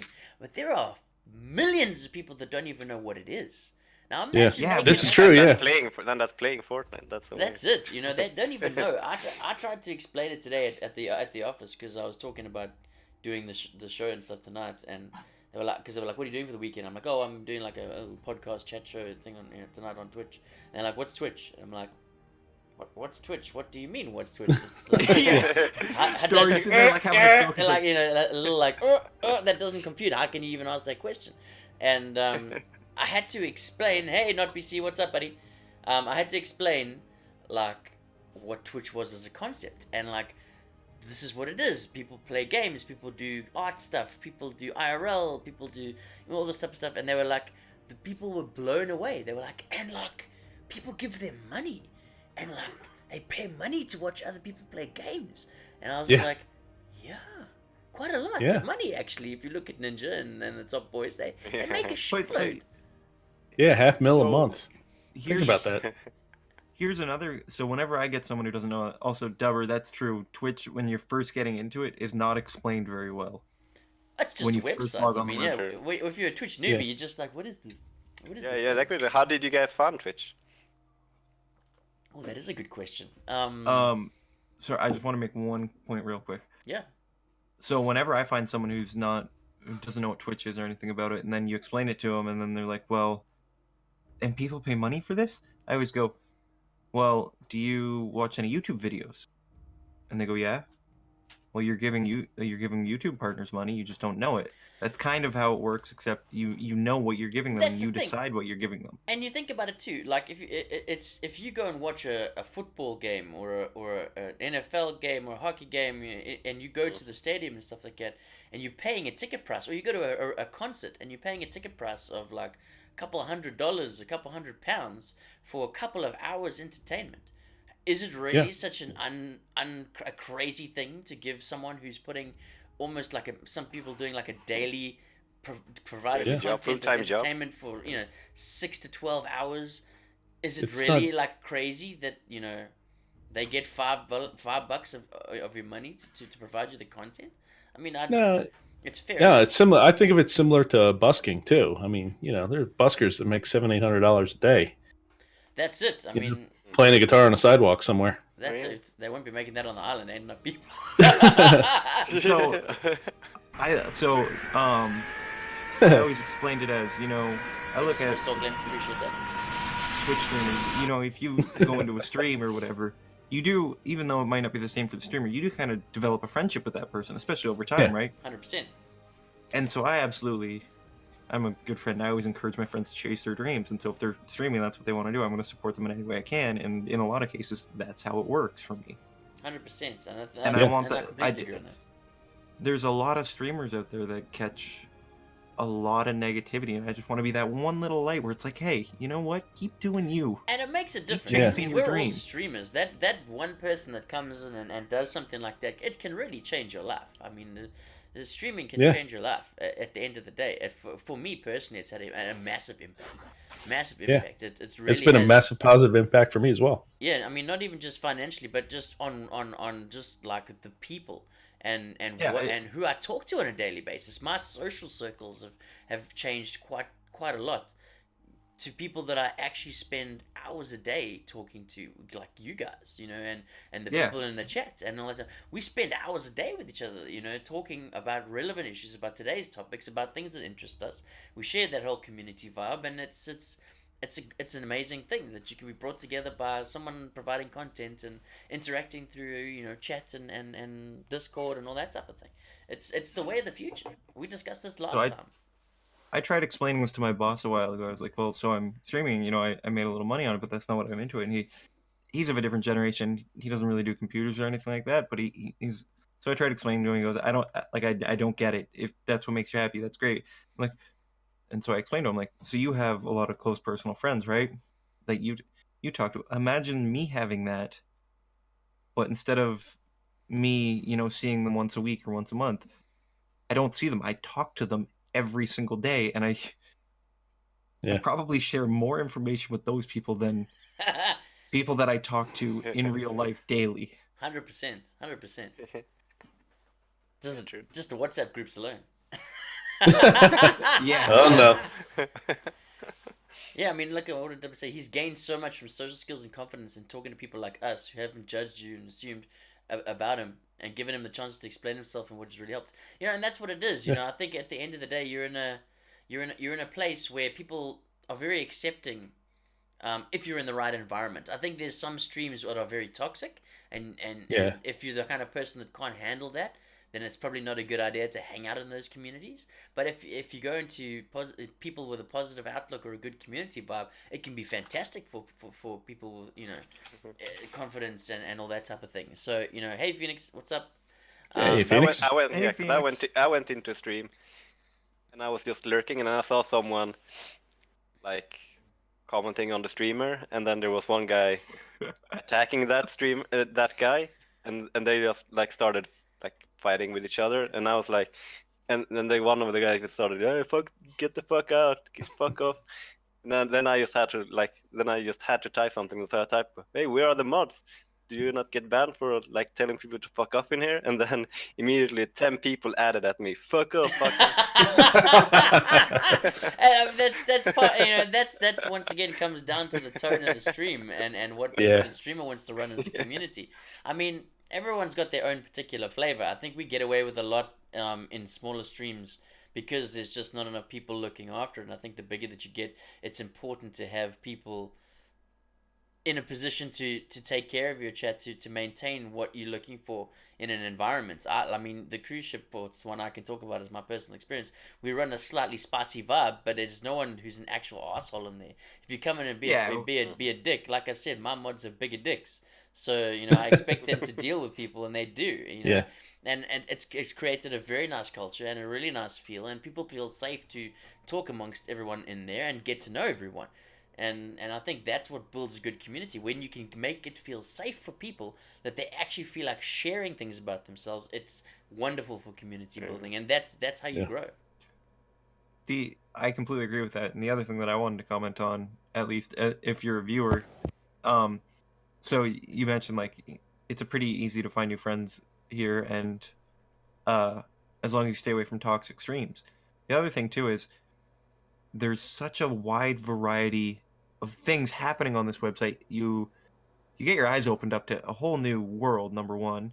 Mhm. And number two, in each category, there's so many streamers out there. Like I haven't yet found a little niche group of streams on Twitch yet that you can't go in and find someone that isn't creating a wonderful environment for anyone to join. And there's so many streams that it caters to every sense of humor and every personality out there, right? Like you will always find something for you on this platform. And that's it. Yeah, I mean, you guys. I mean, you must have all we've all gone through all the categories and had a look through on the times when your regular people aren't on. You can find some hidden gems in there, and they're not always at the top of the channels. Sometimes they're the ones down at the bottom. Yeah, absolutely. Yeah, and it's like the hidden gems you're talking about, like, and this, we do what we call in Beckett's chat invading, which is we go and find streamers and we kind of troll them a little bit, but we do it in like a nice way, to seeing if like their sense of humor is similar to ours, or if that we don't get along. Well, exactly, and it's a boost for them because when we Hi, would Berserker. go in, we'd what's up, Queenie? How you doing? Hey. There's your man there, Queenie. There he is. It's as a smaller streamer, any viewers are appreciated. Exactly. It's very nice as a smaller streamer to feel like people are there and are interested in your content, because it's difficult streaming for no one. Like, I think all of us can relate to that. We've all started out streaming to one person, streaming to yourself and your alt accounts, streaming to the three guys you told, please just hang out in here. I know you're AFK, but it'll be nice if you just keep me so I don't feel like I'm talking to the wall, that type of thing. But it's yeah. My streams are still like that for the most part. I'll have people come in and lurk or whatever and say hi for a little bit, but I don't care, because I still look at it, and it's, if I come in and I get 10 comments on my stream, I'm happy. Well, that's it. I mean, it's a place where it's you've got to start somewhere. You've got to start somewhere, and I think it depends on the content that you're pushing out as well. If you're pushing out stuff where you're talking to the chat a lot, it's a little bit easier. Don't tease. Because you're Queen. Because when you're interacting with the chat interacts back with you. I mean, it's natural. If you're going to talk to people like, hey Queen, what's up? Hey Phoenix, how's it going? They're going to type back to you. So the chat's going to generate, and then when there's enough people talking to you, they'll end up talking to each other about what's going on that you're doing while you're talking to someone else, and it just snowballs and stuff from there. But it depends on what content you're doing also at the same time. Because I mean, if you're playing solo, I'm ignoring everyone, just playing the game and ignoring chat, well, it is what it is. You better be fucking good at that game, because no one's going to sit and watch you play shit if you're not going to interact with them. And that's my opinion at the end of the day. When I go through and look for people who I want to watch, I like someone that goes, hey, what's up, nice to see you. You feel welcomed in. You get that whole sense of like, hey, this is a nice safe place to hang out, and I personally And- prefer the slightly smaller streamer than, for example, you go into an Asmongold, you go into a Soda Pop, and you're part of you're part of an animal there. It's a different mindset. Oh yeah, It's a definitely. different The mindset. wild So- ecosystem. It's exactly, and it is. It's just a completely different ecosystem at the end of the day because you're literally at the mercy of the chat spam. You're at the mercy of the chat spam. How fast you can spam an emote and keep the meme going. That's it. So I want to comment on two things. Phoenix says he can't stand when the streamer doesn't acknowledge chat, which I completely agree. Under Also, certain circumstances. Go ahead. I was just throwing my me too. Oh, okay. Under certain circumstances, again, until you get into that beast where your chat is moving so fast that it's almost to a point where you can't acknowledge anything except, like you see it in all the big streamers, except the people who are paying to have something on there. And it's sad to say Right. that, but it's true. Like, it moves so fast you can't.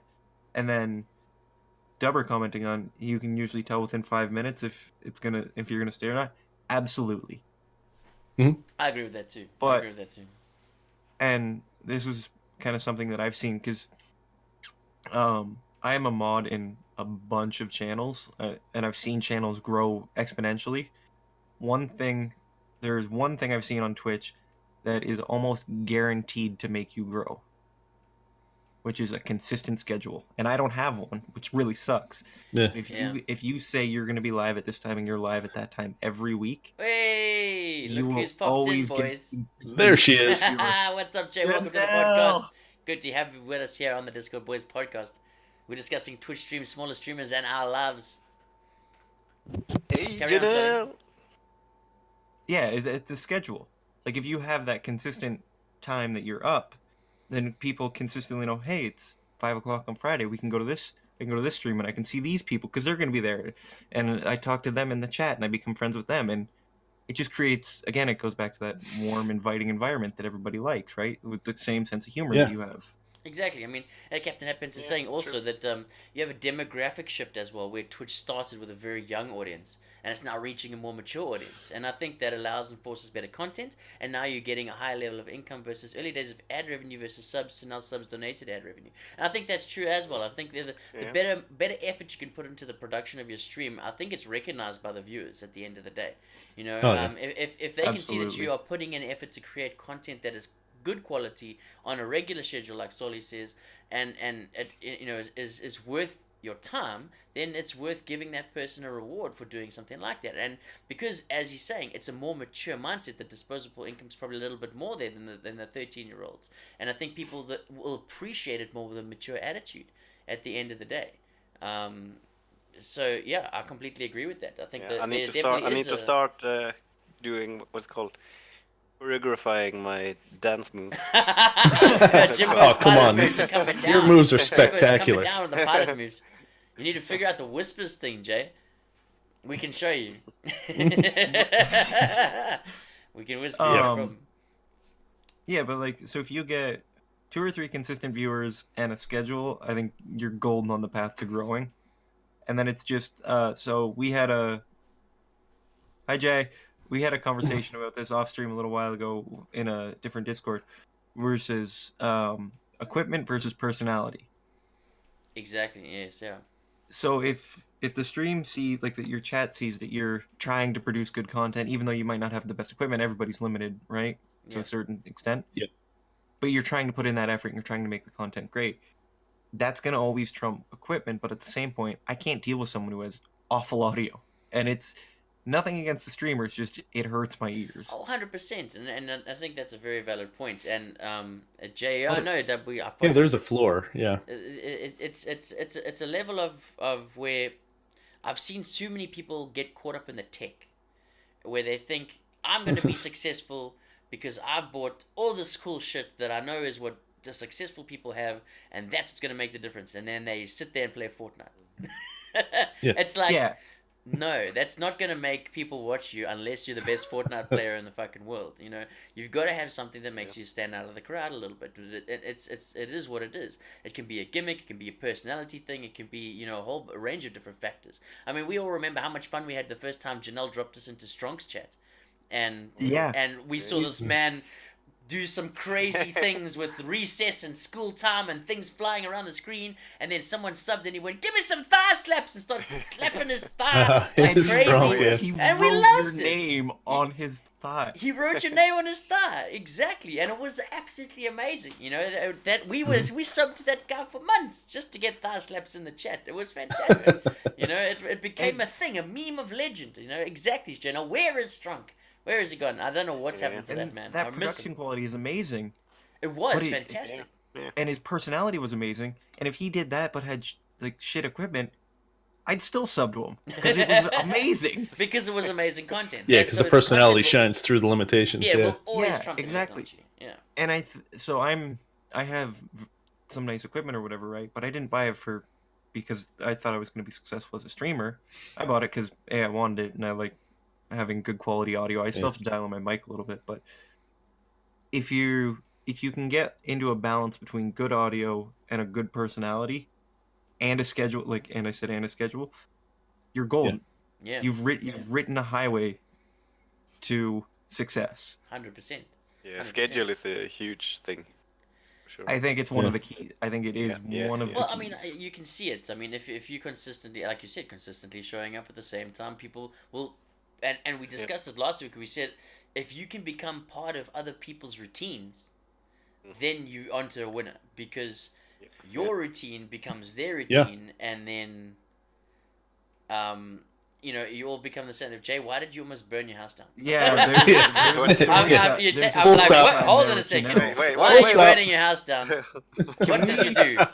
Janelle, can we just? Did stop you for- Should follow we just Bill's get her on here? advice? Just, Jay, do you want to join? Come and tell us how you candle- burn your full bench the house. candle went rogue. Oh my Your candle lord. went Oh, rogue? my lord. What does that even mean?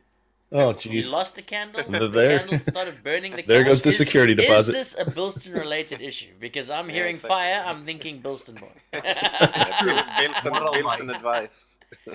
My candle went You rogue. shouldn't What a always listen life. to it. Exactly, yeah. Burn it. Burn the couch, but preferably outside the house. Yeah, I don't know. Yes, what a life indeed. What a life indeed. Yeah. So I mean, definitely. I think at the end of the day, you've got to get the balance between content and equipment, and don't think that equipment's going to carry you. You know, it's Yeah, so Right. I know someone. They went out and spent stupid money on a microphone and getting like streaming equipment and everything, and doing their overlays or whatever. And we were talking about it, and they're like, "Well, I don't know why no one's watching me." And you know, this guy, he's streaming, and his stream sounds awful, but he's got crazy viewers. And we're like, personality, and he goes, "Yeah, but that doesn't do anything if you can't hear them or whatever." I'm like, people are there for the streamer, not for what the streamer owns. That's right. yeah. Like Twitch is, you got to remember, Twitch is for a lot of people, it's a social aspect. That's what it is for me, at least. Well, that's it. Okay, that's a good point. Oh, yeah. Do you see Twitch as a social environment where you're there to talk to the people more than you're there to watch the content of the streamer, or are you there purely for the streamer content and you don't even need to look at the chat? Which is more important to you? It depends for me. Yeah. Yeah, it depends on what I'm looking for at the time. Like if I want to see a game, I mean, it's nice to have a good streamer, but I'm looking more for a skilled gamer. But if I'm looking to be social, I'm going to go into an IRL stream where I can have interaction with the streamer and everyone else in the room. So, Yeah, because you can go into like a Fortnite stream just to analyze how he's playing to play better yourself Right. and get tips and tricks on how the pros plays it. That's what I do sometimes. Yeah. so for me, it's more of a social aspect. So, me not being able to drive and living in the middle of nowhere, it's hard for me to get out and see my friends. Well, exactly. Exactly. I don't, Mega, you might not know this. I'm actually legally blind, so I can't get my driver's license. Okay. So I can't drive. So I can't go out and see, like I said, can't go out and see Yeah, my friends. understood. But so I interact online with a lot of people. I always kind of have. So for me, that's how I met all you guys. I met Dory and Jimbo through Janelle. Mega, I met you through Dory and Jimbo through Janelle. Yeah. So it's, for me, it's a social thing. But every now and again, I'll get super excited for a game, and what I'll do is if a new game comes out that I want to see, I'll just bring up the first stream that I see, like the most viewed stream in that category. Right. I'll hop into it for 5 minutes in theater mode, see kind of what the stream's about, like if it's good gameplay or personality or whatever, and try and sort of find a combination of both, and then I'll just shut chat off and make it full screen and watch him stream and see how he Yeah. or she, sorry that was a little rude, he or she reacts to their stream. Yeah, and it's actually, it is quite amazing how you can develop friendships around other people's content. I mean, for example, this, like we've said before, this entire group of people wouldn't be interacting with each other if it wasn't for Jay. I mean, let's be fair here. Absolutely. She's Yeah. the one that brought everybody together, and through that sense of community in her place, it's sprouted up other communities. So it's almost this compound effect of communities building other communities, where now you've got someone who's in Janelle's chat, you know, it starts, you know, doing their own thing, and people, you know, come over from there, and then they attract people from another stream, and then they mix with those other people who then take it back to Janelle's stream, and take it over to Soli's stream, and move it to Jimbo's and to Mega's, and it's an all interaction, and Yeah. you kind of, it's quite interesting how you see like the same people popping up in different streams. Like it's all of a sudden you realize like everyone's kind of Yep. starting to mix into the same communities and are watching the same sort of people and doing the same sort of thing, and it's really cool. Like She is the savage queen of an entire she's the beginning. She's the alpha and the omega. of an Lisa entire Rex, empire. Yeah. Apollo, appreciate that. Welcome aboard the cruise ship. Doing the Discord Boys podcast here on a Friday night as we warm ourselves up for the weekend. Busy discussing Twitch, life, the universe, and everything while Soli's drinking. It's always quite good. It's about par for the course, though. That's pretty much yeah, standard. maybe back to the question then, how did we find Twitch? How do we find Twitch? Yeah, that is true. I'm actually trying to remember. Like, I can't remember exactly how it was, how I found it. To be honest, actually, you know what the weird thing is? I don't remember life before Twitch. I don't know whether that's just because I'm Is that old. because of the I tequila? don't because it's either the excessive tequila or because I'm an old person and I can't remember things. But like, I actually can't remember what I did Cheers. before we Cheers, did Janelle. this. Like, Cheers. yeah. Wait. Cheers. Janelle, this is for you. There we go. There we go. You see, we've got the beers. We've got the beers rolling out. To get the beers rolling out, there's whiskey available too. But old, yes, old. I won't disclose, but it's old. It's just it's a case of like I don't know if it's just memory lag or whatever it is. I don't remember what we did before this. Like it feels like I've done this my whole life and I've known you guys forever. Like I think that's down to the fact that we talk so much. It's almost what they call like the Big Brother effect. You know, like when you go into the Big Brother house or the Survivor thing, when you're put into an enclosed environment and you're forced to interact with people more than you would on an average social gathering, you learn more about them and you feel like the relationships grow a lot faster in that environment. And I think Twitch definitely breeds that, you know, at the end of the day, because we talk to each other so much, we're involved in each other's lives, the community is strong, you know, we're very much a part of each other's daily lives because we talk on WhatsApp when we're not on stream or we're not in each other's chats. You know, there's a constant communication happening, so the learning of each other's personalities and likes, dislikes, you know, all that sort of thing, it happens at an increased rate. So it's almost like we've had 10 years of friendship shoved into 2. You know what I mean? So do you want to hear something interesting? Oh, cheers, So- Dubber. I have you. Like, I'm friends with you guys and a bunch of other people online that I've been friends with for a couple years, and like you said, it feels like you've been Right, friends Double. for 10 years. So like 2 weeks ago, I got one of those Facebook notifications that's like, oh, you've been friends with so and so for 2 years. I got one. I've known him since I got a game console that was able to connect online, and then it's like, you've been friends with this person online for 10 years. Holy shit. Just on that one platform. Not to mention like the 3 or 4 years before that I knew them. Do you know that it feels like I've known them literally my entire life? Well, Oh, yeah. exactly that. I've for 10 years is an entire age on the internet. That's a long time, you know. Yeah, like the internet moves so fast, and nowadays people flake so fast that 10 years. Yeah. That's crazy to me. It's a Plus, lot of commitment. I don't know. I don't know about you guys, but I feel like the people in the Twitch community get me a lot more.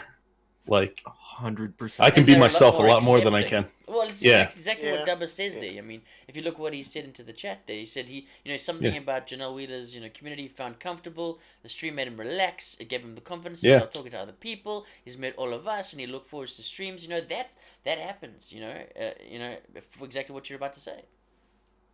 For that reason. Okay, so I have an interesting question. Cool.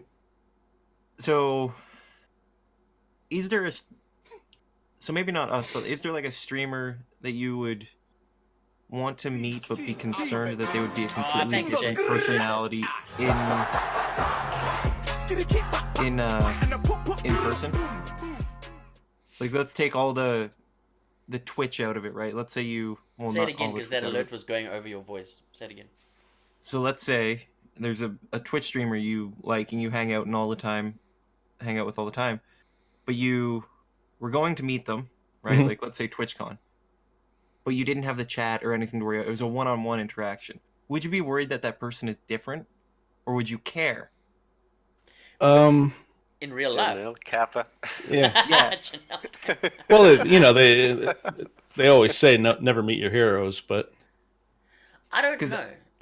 But honestly, the one that I would want to meet, I'm pretty sure she's exactly who she is on screen. See, here's the thing that I think with Twitch. I think it's a more open personality, so it's not like meeting someone. Yeah. So I'm not worried about it. I think the person, like, you censor yourself a little bit on stream, right? And you word things a little bit more particularly. Yeah. But you're still that, for the most part, I think just about everybody on the platform, not everybody, but for the most Yeah. part, I think Yeah, I don't censor just about myself everybody very well. is the person who they are on camera. Yeah, I think at the end of the day, a streamer puts forward pretty much the best aspects of themselves that Right. they can, up to a point, because you can't bullshit people. They see right through it, and that's Right. that's what a lot of we were even talking about this in Jay's stream earlier today, where if you're gonna come on and you're gonna be like, I'm the super fake person, and I'm this type of thing right here, and and completely fake who you are as a person, I think people can see through that very Yeah. quickly. It I outs think very quickly. I it's- agree. It's just you can't keep up a bullshit level of interaction with people for 6 hours. You're going to show who you are when you sat Mm. there talking to them for 6 hours. You can't keep up a facade on a daily basis. Yeah, you just for can't that keep the length of time. energy. It's just impossible. I mean, sure, I agree that we probably give ourselves the best, like, shaha, version of ourselves when we're doing it and we're getting all hype and going crazy. But I think for the most part, the type of personality of person that's willing to go on stream and do this as a thing is that type of person. You know what I mean? Like, if you're comfortable enough to come online, put yourself in this environment, talk to the people, and do this as a thing, I think you pretty much have at least an outgoing personality. At the end of it. Yeah. Maybe I'm wrong, but So, I feel like that's what it is. Yeah. Actually, just reading through some of the comments in chat, Dubber mentioned, I'm always ask if they ask who I am, that I'd forget my own name, just to read the last little sentence out of his message there. I think if you're really engaging with someone like that, Dubber, and you are in their chat and they recognize you, I think even if you were to say stuff like that, or in your mind make a mistake, if that makes sense. I don't know how to word that Yeah. properly. I think they're gonna just be like, hey, that's the person I know in chat, and enjoy it. And then you have a funny story to Mhm. tell with that streamer that's gonna That's make it. you stand out even more. Yeah, as long as you don't, I mean, obviously there's a line at some point that you shouldn't be crossing, but But don't social show- faux don't pas? show Come people's on. houses, but, I mean, yeah, Yeah, I mean, a social faux pas on meeting somebody, I think we're all past that. yeah. I actually think it's almost, I would enjoy it almost more to have a social football, just because, again, you get that funny story, right? It makes your engagement stand out even more, and then you to a point. Here's know what I mean? oh hey, steampunk Hey, cheese. Steve! Steampunk What's up, cheese. steampunk cheese? Thanks so much. Steampunk for cheese. Appreciate it, buddy. Appreciate it. Yo. But and then Janelle brings up two actually different points. Do you think streamers would be more engaging in person? And then she also brings up a visual aspect of something. Like she says, disappointed because she thinks she looks better on camera. Does that matter to you? Because to me, it doesn't. That doesn't matter at all to matters me. Zero. It matters absolutely Zero. zero. Zero Looks at for me. Dory making a diet for. Listen, yeah.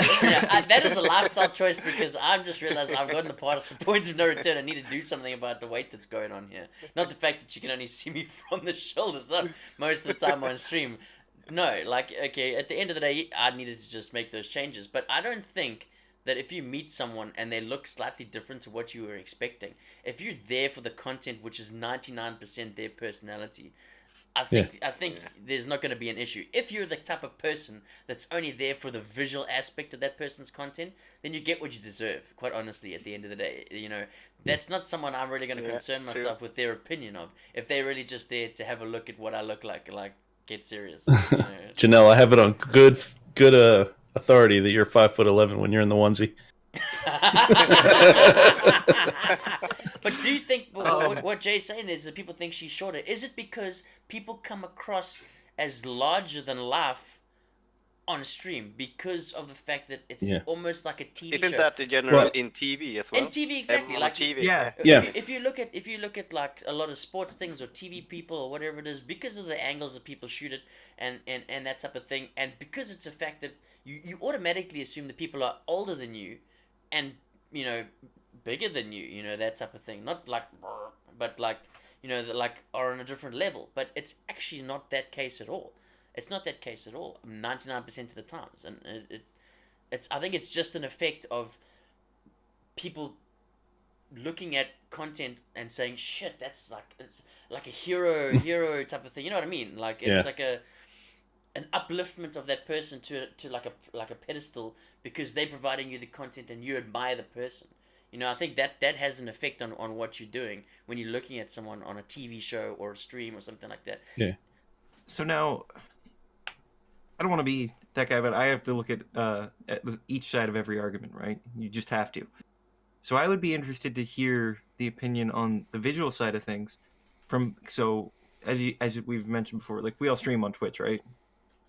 That's what we do. We all interact with our chat in a different aspect than someone who's just consuming chat. Yeah.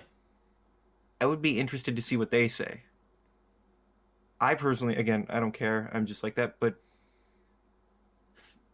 I would be I'd be interested to see a generation younger than us, than all of us. Well, the thing is, we are quite a lot of different generations. Like, just even what the people interacting here. I mean, I'm 37, boys. I'm older than most of the people on here.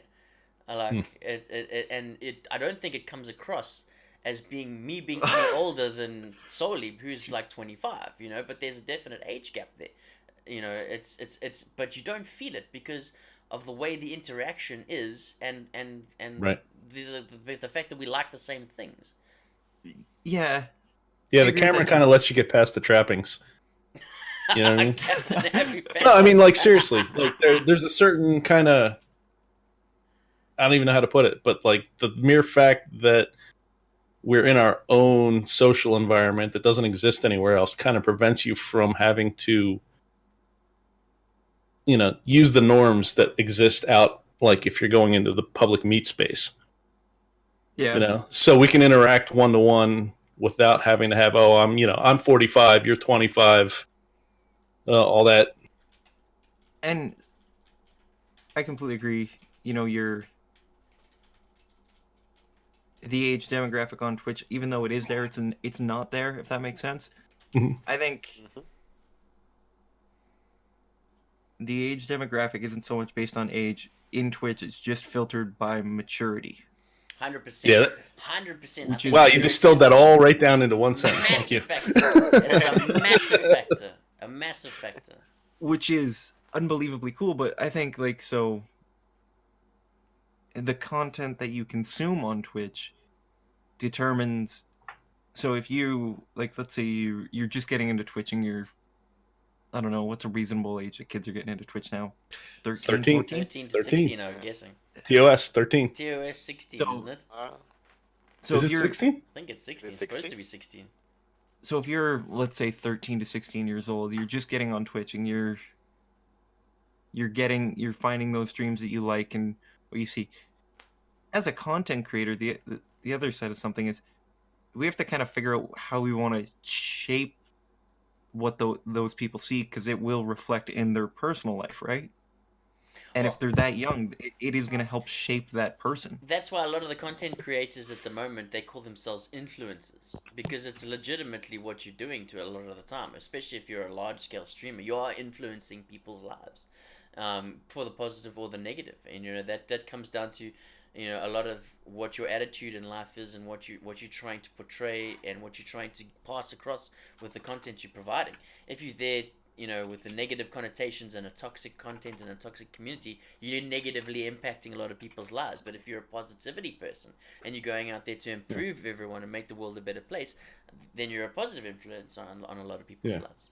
The other, like, But Go okay. ahead. I was going to say, in Twitch, the kind of way this, works is it allows you to be peers based solely upon that. You know what I mean? Rather than the way you become peers out in the world, which is, I've been at this place for a certain amount of time. I've been at this place a certain time. And here, because we have certain interests together, and we've agreed that, it's going to heal the world. I was dancing to Jay's comments in the chat. But yeah, I agree with that. Phoenix says, "Look at me, for example. I've had to leave several streams because I'm someone that deals with depression. So staying in toxic environments bothers me more than it would someone who doesn't have to work through the same issues. And that's fair enough.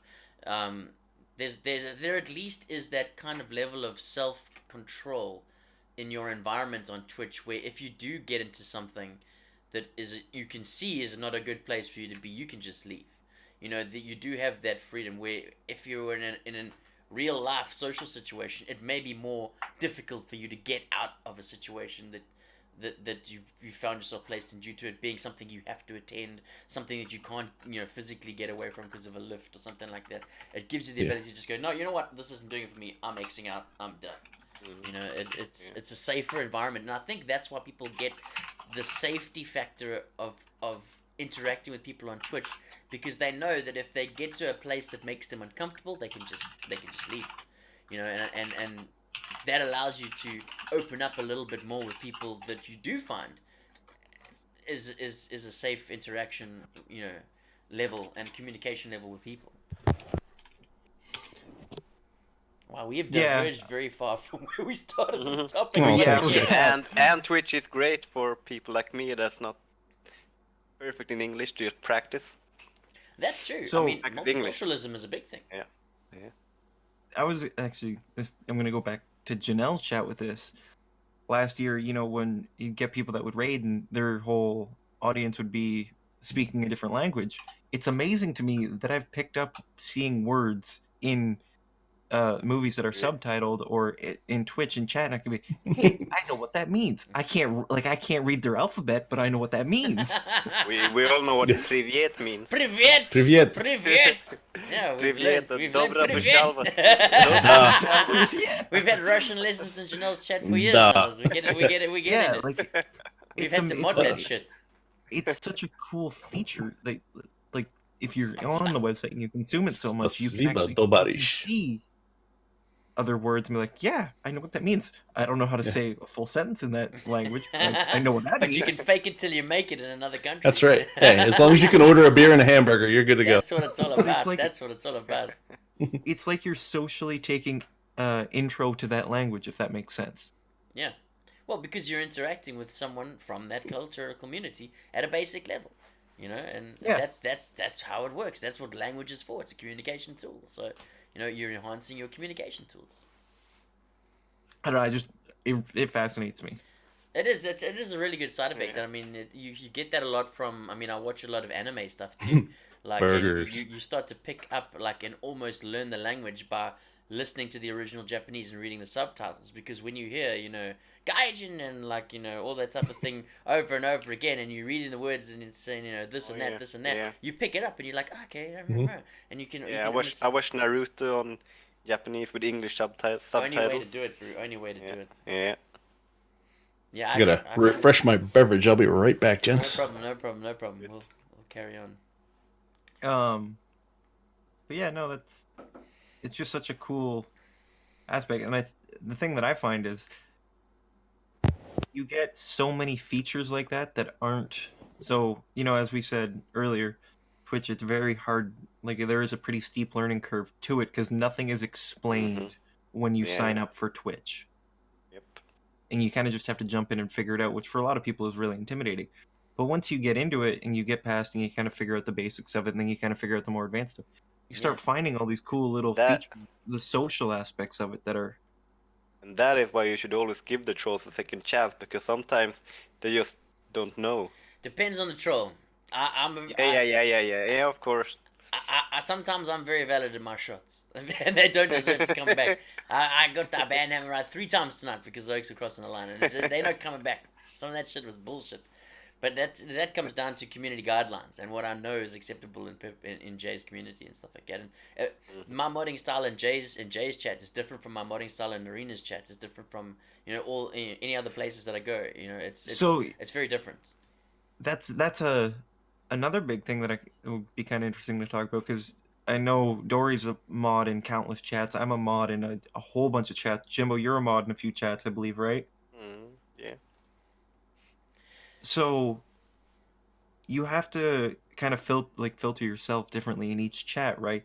But do you ever get so if you have multiple chats open that you're modding in, do you ever get confused on which chat you're in and act to a different streamer the way you're not supposed to, but the way you don't mean to or intend to? To be honest, like it's not too much of a difference because I tend to watch the same sort of streamer. Like, you know what I mean? Just some people have a little bit more of an easygoing vibe and some other people want me to kill straight away. Like if I'm in M's chat and I'm modding for her, it's straight kills. She just wants them to fuck right off. She gives no Yeah, shit. she doesn't want to She's just deal like, with it. if anyone even steps anywhere, just take them out, ban them, goodbye, you're out of here. Jay, like she said, a little bit more of a relaxed tone. Let them put their shit in. Let her give him a snappy comment back. If she shuts him down, awesome. If he continues to be an arsehole, we give him a fucking warning shot and we say, take a 10-minute timeout, calm the farm. Comes back, he throws one more thing, you're fucking gone. Then it's very rare to ban unless the O rolls straight in with giant like penis drawings and the straight up. Yeah, that's for racist Jackbox. Race of shit. That's just for Jackbox. Yeah, they were on the wrong stream. They had to be that Saturday. The whole reason thing. I ask is because a lot of the streams that I mod in, I was friends with the people before they started streaming. Then they streamed, and then I'd go in and I'd view their content and help them out and chat and kind of give them advice on, hey, maybe you should consider doing this while you're streaming, or hey, your audio's a little bit messed up. Try this and try and help them out. And so I would get mod and help them out. But you'd get some people who don't want to deal with the trolls. Like you get some people like Janelle. A lot of people are like Janelle, where a viewer's a viewer. You want them to interact. You want to give them a chance to be nice and come back around. Yeah. But then I have a couple where it's like, okay, if you're gonna come in and troll them, they want me to be a bigger troll. Yeah. And kind of troll them back, Yeah. and they thrive sometimes on the negative interaction. Yeah, and so sometimes it's more. They want me to be more aggressive. Yeah. Yeah. And I personally haven't done it, but I've seen a couple people. Well, I have done it once, but that's for a different reason. I've seen people do it. So like, there was one night in Janelle's stream where, we got raided by, I think it was Neb, Oh god, And those J-Man those giant. Jay, what you Yeah. don't hear while you're streaming Be right back. is Be right we're back. sitting on Discord and you get a raid of 1,000 people. You just hear us go. It's oh amazing. My god. Can I just say how incredibly impressed I am every time you handle that? Like It's- I can't handle 20 people. I just don't get it. It's amazing. It's insane. It's literally like we'll be all relaxed. It's like Jay's sitting there with 75, 100 people, just chill. We're like, oh, we're talking amongst ourselves. We're playing Jackbox, Yeah. having a good time. 1,500 then people. 1,000 people, and we just go, fuck. You just hear keyboards. Yeah, you are so And we're pro like, with that, Jay. Here we go. Okay, boys, we're kicking down. All right, go. Get the band hammers. Okay, wow, go, go. And it's just like, boo, boo, boo, boo, boo, until the And then you people get that are caught up. raiding, until the rating reaches a level where the people that don't want to be there have gone. The trolls have seen that they have no chance, so they've gone. And then it's just the people that are actually enjoying the content that are hanging around. Then it calms the fuck down. Then it's chill. Yeah. You can sit with 400 or 500 people that are actually interested in what she's got to say. It's a lot easier to mod than 900 people where 400 of them are trying to get a rise. Because Yeah. that is a fucking But- mod nightmare. And you don't go into slow mode or No, we handle that shit. We're professional, It's Jay. crazy. It's Jay's you are mod SWAT team. hardcore. It's Jay's mod So, SWAT what I team. was- We handle that shit. We got translated So- pages open for Russian shit, for different languages. People I was spamming just gonna say, things. It's the we are first ready. thing I do as soon as I see that raid come up is I open Google Translate. Okay, nice. Google Translate straight away. Put 2-3 tabs. Google Translate up. Get ready to copy paste. That's how it is. The Ready to go. second Ready thing I to do go. is I set my hands up to do Control V, Control C, and Control V. Copy paste. Just copy paste. That's it. That's Um, it. But so, like one night we were in there and we were in voice chat. The mods and a couple viewers were in voice chat, and we got I think Nep with 1,100 people showed up, and Dory and I went, Oh no. okay, time to go to work. And then Yeah. there was one viewer who hung out with us all the time in voice chat, and he's like, "Oh, I'm gonna troll you guys," and I'm like, "Don't do it, not right now. You can't." You're gonna get shot If in the you- crossfire. I was like, "If you start trolling us right now, I'm gonna time you out, just because you're telling me what you're gonna do." So they started trolling us, timed them out. And I was like, "Wait, why'd you time them out? They're one of our viewers. You can't do that." I'm like, "Listen, he's in voice chat with me. I warned him what I was gonna do." We're dealing with 400 trolls in a different language. Come on. God, I remember that. Yeah, sometimes you Fucking just got to triage. hell. That was it, man. It was crazy times. We've had some fun times and some crazy times when those things, the fingers just start flying. It's just. Or there was one day, I came home from work. It was in the middle of my busy season, so I come home from work at like 6:30, 7 o'clock at night. I've been working all day and I'm busting my ass, right? Yeah.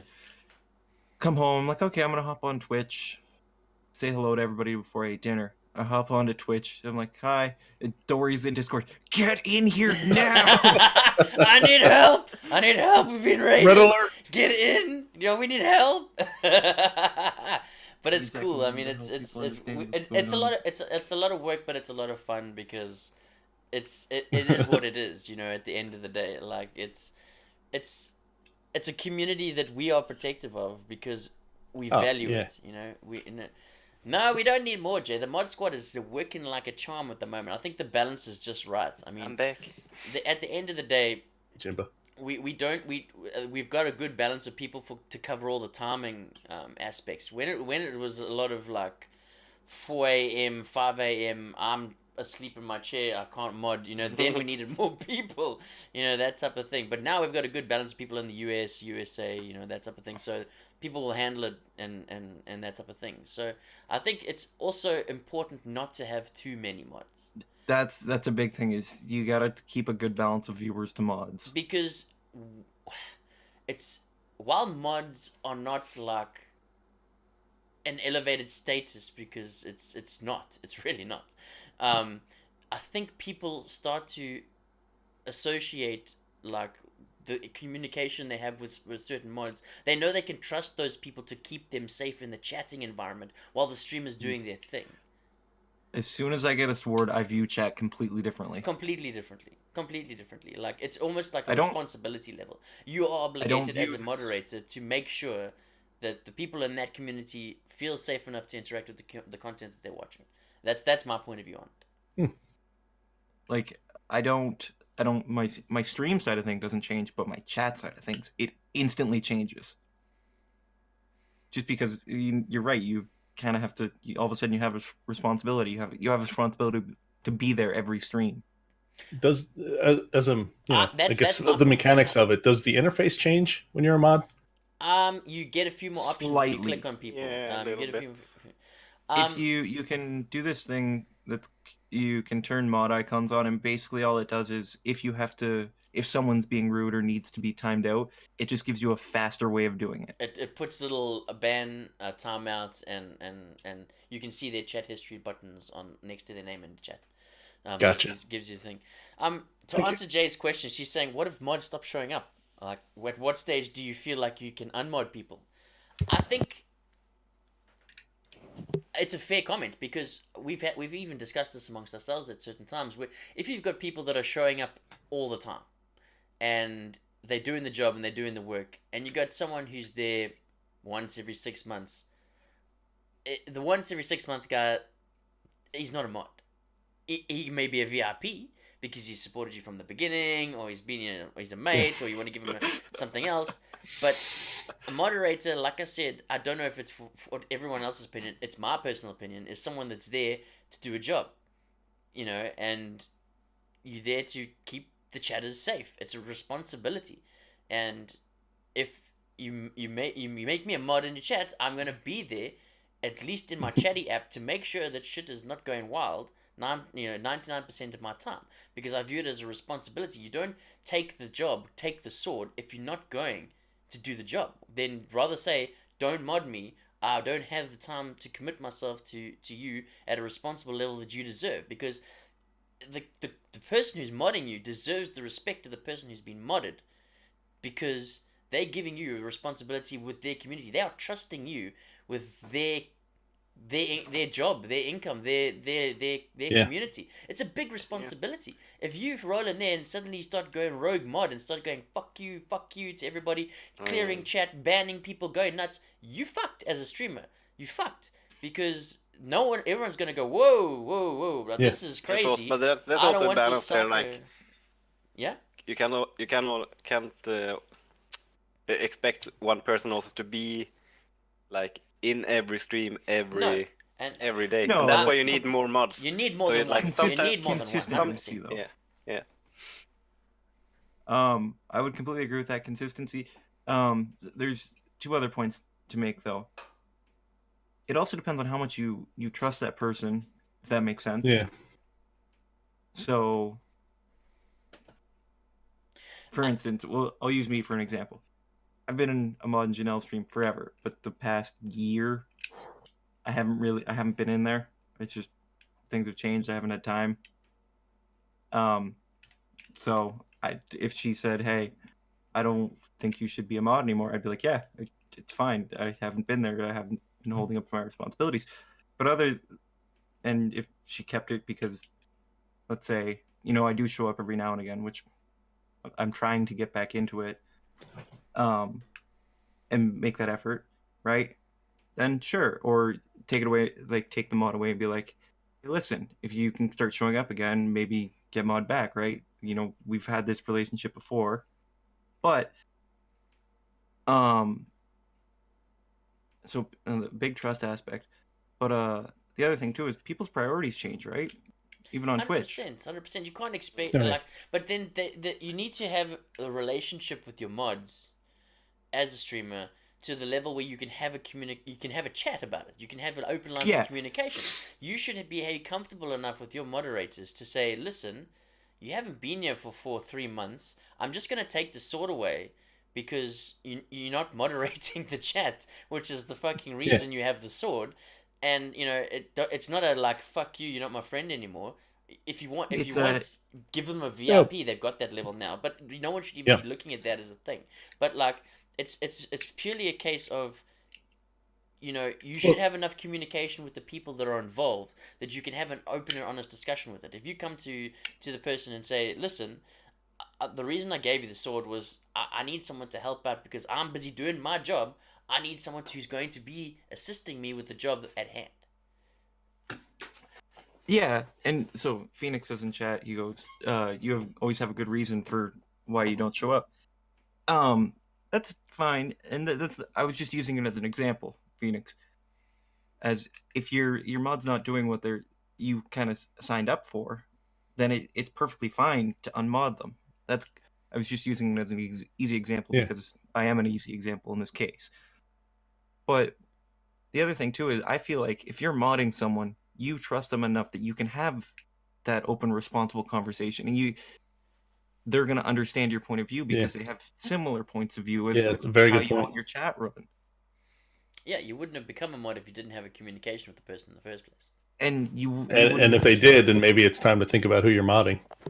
Yeah, and the other thing too is if you're going into a chat and you have 15 viewers and 10 of those viewers are mods, and then someone new comes in, that projects a very, very distinct statement. You know what I mean? Yeah. Yeah, it's like... Yeah, I know exactly where you're going with that, yeah. You have to have a very good balance of moderators. If everyone is special, nobody is type of thing. Like, if everyone's a moderator, no one's a moderator, so it means nothing. Mod City. Mod City, you know, but Shook's done That's it for a different thing. reason, for exactly that. You know, it's that's it. And what Jay is talking about there is also a valid point. Is that different mods have different roles. 100%.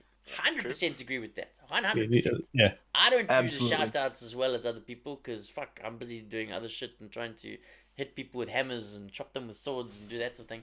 I view myself Stories more are as- weapons, guy. I'm view myself as channel security, you know, at the end of the day, and an admin type of person. Like I can do the back end, you know, spreadsheets and all that type of shit, and help you out with that stuff because it's easy. I do it in my daily. That's my job. I'm a fucking SQL administrator and database person, so I do that shit for a living. You know, that's easy for me, and that and kicking people in the ass. You know, that's And another 100%. thing for me, at least, the way I look at it is, if you get every channel I mod, I've kind of been there since the beginning, right? Since they were a small channel, and I've seen them grow. As you see them figure out the platform, the streamers' priorities change. The other moderators that they bring on, the other consistent viewers, the way their chat interacts with them change that person, and the stream develops into what ultimately they want it to be. But sometimes that doesn't go hand in hand with what you want out of this, like why you signed up to help them, and you got help to get them to that point, and now maybe It's a relationship. you don't want the same responsibility as you did to help get them to the point where they wanted to be, and they can how they see fit. You know what I mean? Yeah. Like help them figure out the platform. And as weird as this might be to say, the platforms that are you can't survive without Twitch, if that makes sense, like Discord. And it seems like nowadays you almost can't get away with being on Twitch and an active person on Twitch without having a Discord app. And you can, because you can just consume the content that's on Twitch, but to get the full aspect of what that streamer is doing, 90% of them have a Discord where it's way more active, right? Where you can see way more, a larger variety of content. Yeah. I think you got to view the Discord as an extension of the streamers community, and it's where you put the long lasting memories of the live interaction. I know exactly what Janelle's talking about. Yeah. Sorry. Yeah. So yeah, I mean, a bad mod can be a very very detrimental thing to a stream. Like a bad mod can almost break a stream. 100%. Yeah, these are the things I have to look forward to. It's fun. Here I am. I got to saw in your chat. We'll slash people. Be good. Mega, don't worry. If you need help, we got you. We'll guide you. Appreciate it. Thank you. But that's the other thing too. Is like, so a concern for me is because I've seen so many Twitch streamers get involved with drama, and some of them, like personally, like what Janelle's mentioning here, that I was there for the unmods. I was there for that, and then I've seen and heard stories from other streamers or whatever where a mod has gone maybe not crazy is the right word. A mod has gone in a different direction and has been very detrimental to that stream. You now have to take the responsibility to go and deal with that person too. So you have Yeah. to know how to deal with them and be able to You like, can't. You so can't. if you're friends with the other mod, you have to be able to emotionally cut ties for that side of things and do your responsibility. Feels like almost every therein bigger lies. streamer had that mod. They Yeah. had issues with everyone. The mod gone rogue. Yeah, I mean, at the end of the day, the whole thing about, and I think most people do it when they start up streaming, is you mod your friends straight away. Like it's Yep. Oh yeah. it's a natural thing. Like hey, all my mates I are did here. it and I wish I didn't. You get mod, you get mod, you get mod. It's just it's like the way everyone starts. It's just how it goes. But then when you reach a certain level of like now you've got a consistent community growing and there's people that deserve the role more than the people that show up once in a while and just throw band hammers around and shit like that. Then you've got to be able to say, I'm gonna take that mod away from you there, bud, because I've got people that need to do a specific role, and here's a VIP. Have a nice day. Which is almost why I love the VIP edition that Twitch has put in, because it gives you an out as a streamer. Yeah, it takes that pressure off. I agree. It says, And I can recognize you in the chat. You are a person of note, but you don't have the power to break my shit. and they give you a lot of VIP slots. They do when you start getting a lot of chatters and stuff like that. So, it's a you know, in my experience, so January 8th, I get this raid from Janelle and immediately get 30 VIP slots. I don't even have that many regular viewers. So, And it'll grow. like It the- grows. the VIPs are great because it does give you that recognition. And so let's say you're there and then all of a sudden one day you're not for some reason. As a VIP, right? Like you're a chatter, Mhm. you're there, you're interactive, you're in that, and then all of a sudden one day you're not there. Yeah. It's a good way for you to be like, okay, well, so this person's disappeared. I can un-VIP them, and then someone else can come in who's been super active, even when like the other person was, and they get VIP too, assuming you know what I mean, like Yeah. assuming that your Yeah. VIP spots are kind of full. But and it's just a great way to recognize your chat, let alone, and Dory said it does give you an out, but it's also a good way to incentivize your chat too. 100%. And I think different streamers use it differently in different ways. Quite honestly, I think VIP is it's down to what you personally view VIP is as a streamer to you. Because for example, like the way Janelle uses it is very different from the way Abby Star uses it, from the way I use it, from the way you Yeah. use it, you know, all that type of stuff. It's very different. Like for example, Abby gives away VIP every month to the top person who donates the most, the person who does the most bits, the person who chats the most, and the person that, you know, there's one other thing I can't remember what it is, but she changes them every month. She gives away 4 and she changes them every month. It's based on Okay. like a reward system like that. driving and lurking. Yeah. No worries. Drive Thanks safe, for- Jay. Drive safe. Yeah, Drive safe. Yeah, safe. Um, safe. You know, at the end of the day, a sub gifted. Thank you, Agamemnon. Hey, how you doing, Agamemnon? I didn't see you sneak in on the side. Yeah. There you go. But that's you know, that's something I really got to think about because like I said, I got more VIP slots than I have regular viewers. Like I average maybe about 9 concurrent. And I've got 30 available slots. So I have to be really careful to not fall into that impulse to just give them away. Yeah, they really have to earn it, and it's, as what Dory's saying, it's what's important to you as a streamer, right? What do you want to Yeah. do? You want to see the most active chatter? Do you want to see someone who's consistently there?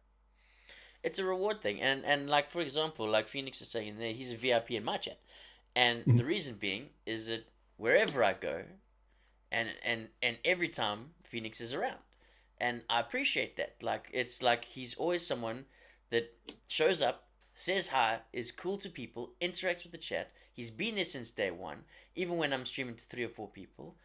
To me, that's a VIP. That's someone who's been around since the start.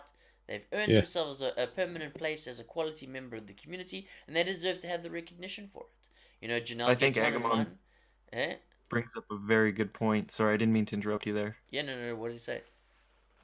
In his opinion, the VIP badge is made to stop people from giving out mod status as a status symbol in the chat. 100%, 100%, and I'm And fucking glad it's they the do it. nail on the head. I'm perfectly. glad they did it. Because that was Yeah. a broken side of Twitch, and it still kind of is. You can go into chats now and still see people, hey, can I mod? Hey, can I mod? Hey, can I mod? and it's just annoying. It's like, no, you don't. And this is coming from someone who, is a mod in a bunch, as I've said, is a mod in a bunch of chats, and wants good mods and wants to be a good mod. It's just pitifully annoying. It Yeah. is. When someone gets the because- status and abuses it, they devalue it. It just annoys you as a mod. Because other people who don't work for it or didn't work for it and didn't earn it and didn't put in the time and didn't put in the effort and didn't create that communication level, they come in and they get the mod because they did something for the streamer. They donated $1,000, whatever, and then they get the mod. That breaks the relationship with the mod and the streamer to begin with, and it breaks other streams. Because now, they did this, so now I can do this and get mod. You know what I mean? In a different stream, and then it just wrecks the environment. And Twitch, I think, if that's what their intent was with the VIP badge, they hit the nail on the head.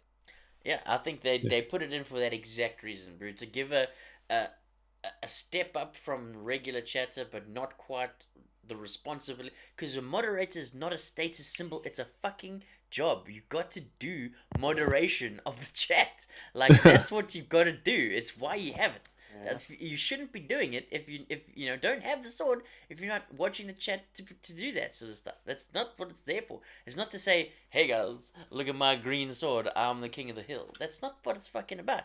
If you're a mod only to go, fuck you guys, I got a sword, I'm cooler than you, you're a shit mod.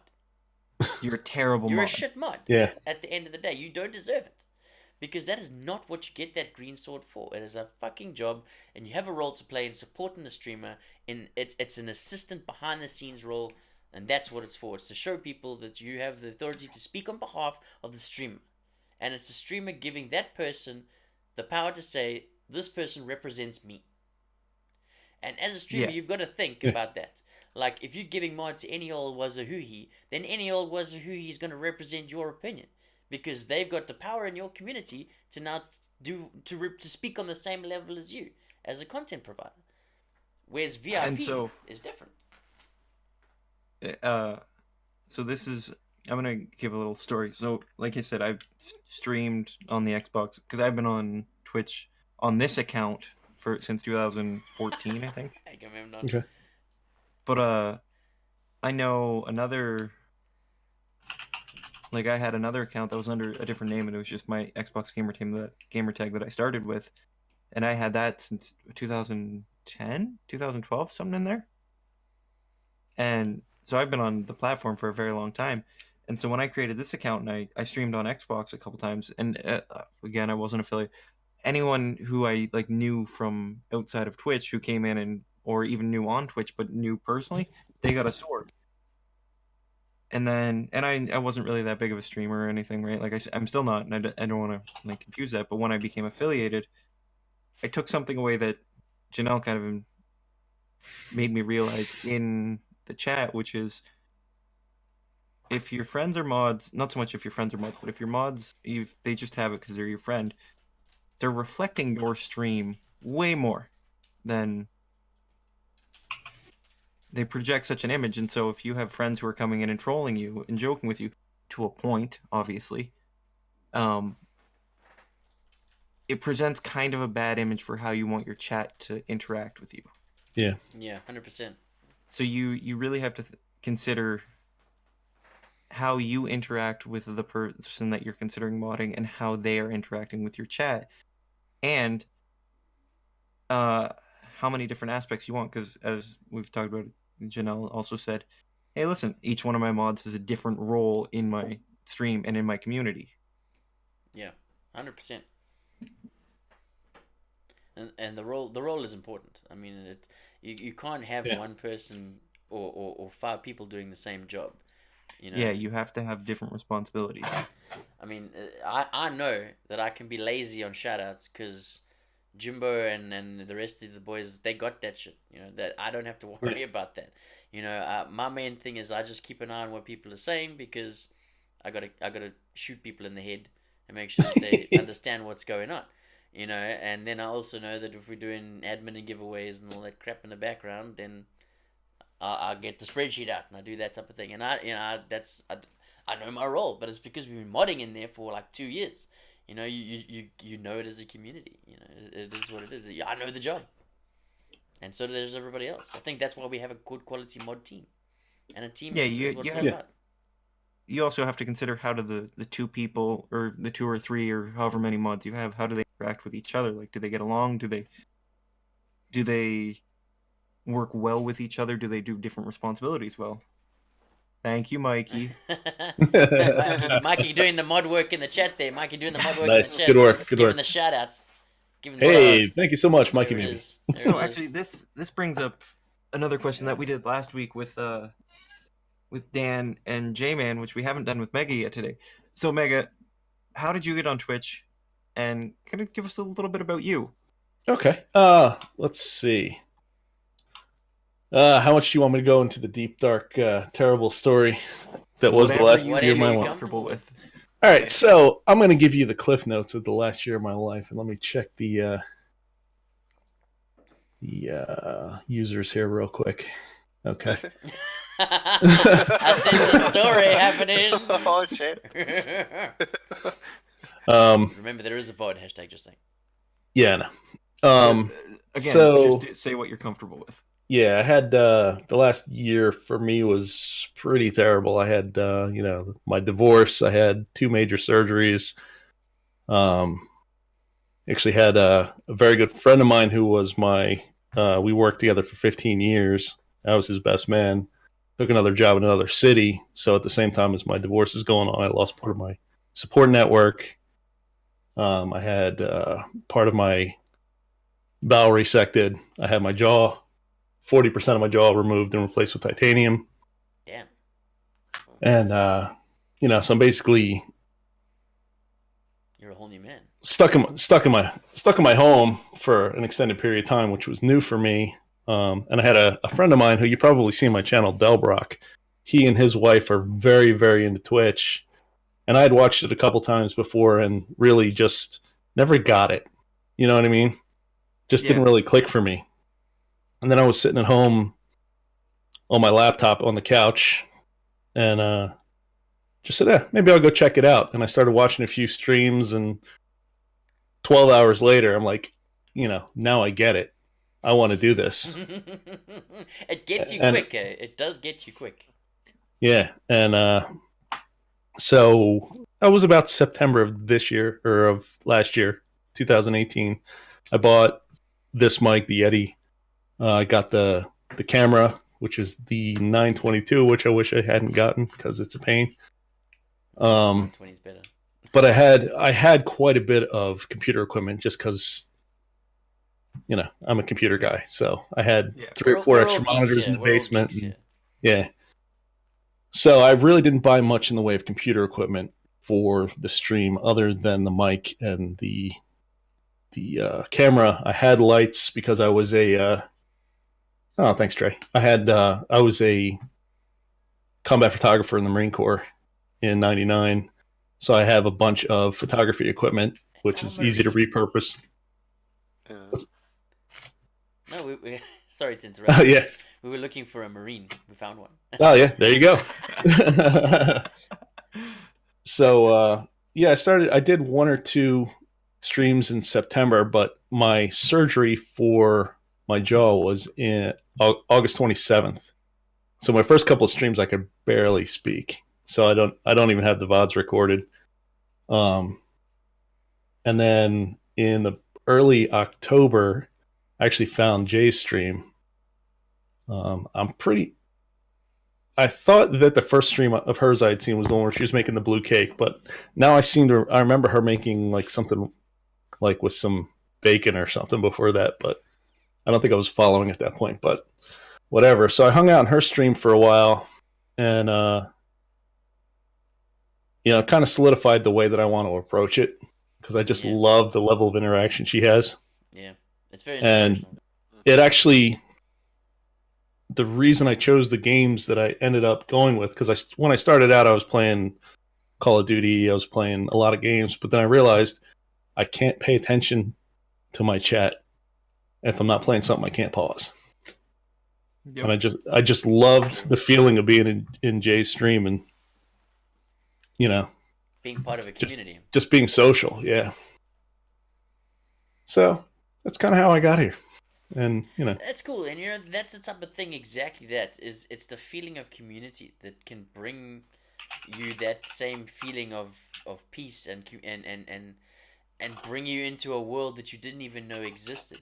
And I think your point on playing games that you interact with the chat is a very valid one, and it's a good one to go with, because that is exactly how you build communities. At the end of the day. yeah. So yeah, well, first of all, I'd like to say, sorry that you had a rough year. That really sucks. But Thanks. look at you now. You're doing great. Thank you. Coming on the podcast, doing your thing. Oh yeah, Um, I've made it now. So, and I hope everything works Thanks. out for you for the better. Yeah, it's been good. Oh, better, Um, definitely better. And this is coming from someone who's been through a lot of medical issues in his life. But so you mentioned that you like that interaction that Janelle has, and that's so you'll see some people, they'll just buy a streaming setup and go right into streaming and not really spend a lot of time on the platform. You've seen that like the surge on Twitch these past 2 years has been outrageous. Mm. It has escalated quite a lot. I think it's gone very mainstream. Yeah, and you see that, and so you see these people and they don't know what they're confused. They don't know what they want their stream to be, so they'll play everything, which is fine if that's what you want your chat to be, but you very quickly, or if you don't know what you want to do, it makes it difficult to solidify a community. I think variety streaming is definitely it's something that you need a bit of, but it's also good to have a niche. Like, be known for something, but do everything. Yeah. Like, Yeah. when you're starting out, be the best you can be in your category. You know what I mean? Like, make yourself stand out in whatever you do. If you're going to be the top Battlefield guy, be the top Battlefield guy. But be a unique one. Because you may not be the best player, but if you're the guy that's, very, like, interactive, making people laugh, wearing pilots' outfits, you stand out from everybody else. From the 35,000 other people that are sitting there, like, going, playing the game, you're different. There's a reason you're going to scroll through, go, oh, pilot guy, I'll click on that. Or, in a Jackbox environment, oh, okay, what the fuck is this guy doing wearing a captain's hat? Click on there, it's a good way to solidify. And then when the people come in and they start having a good time, they stay. And I think that's where you see the most of your growth on Twitch, is when people start staying and coming back.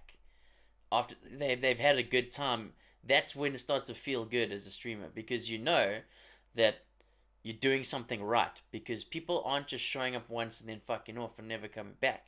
They're coming back every week to do the same thing again, because that's actually become something fun for them, and it builds quicker than you know. Like, but being variety is also key, because otherwise, you could just do the same thing every day. You're going to burn yourself out of playing the same thing. Quite honestly, I don't know how Ninja plays fucking Fortnite for 12 hours a day every day. I know it's because it's the money, but, like, my mind would unravel, at the end of the day. Oh, There yeah. are so many others that also just plays Fortnite. It just seems like such a chore. Hey, Delbrock, good to see you. Speaking of Delbrock, Delbrock, what's up, mate? say his name and he shall appear. Yeah, But, and you've got people like Agamemnon. They've been on Twitch for like 9 years. They've been doing this for 9 years. We're all relatively... I mean, I'd say I've only really become a Twitch person in the last 2 years. Some people it's the last couple months. Some people it's the last year. It's not the last couple of years.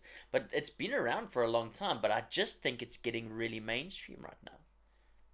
And I think a huge portion of it is Amazon. Amazon's definitely pushing it. The Twitch Prime, the adverts everywhere. People shopping there like, what the fuck is this Switch thing? All that type of stuff. Also down to the fact that people are turning away from your traditional methods of entertainment. Well, I was going to say, so there was a big upswing on Twitch, and then Amazon bought it. And Amazon has just kicked that into high gear. And just the fact with the Twitch Prime and Ninja, like when Fortnite came, I can't imagine how many people found Twitch just because they figured out that, hey, if you go on Twitch with the Twitch Prime, you can get like skins on Fortnite. Yep. And that's all it takes, because it's like anything else. If you don't know it exists, you won't go on and check it out. But once you're on there and you find you actually like it, suddenly it becomes a whole new playground.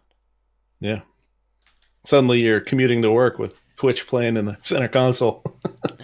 That's it. That's it. At the end of the day, yeah. I mean, 100%. You get into and it's something you get into, and it consumes your life, but in a good way. You know, it's a whole new world. Which, as I said earlier, if you try to explain to people that don't know what it is, are like, we don't even know what you're talking about. But there's so many people now that have crossed over, because traditional entertainment, such as sitting on a couch and watching a TV show that's non-interactive, is boring. You want to watch content you can interact with, because you have an effect on the content.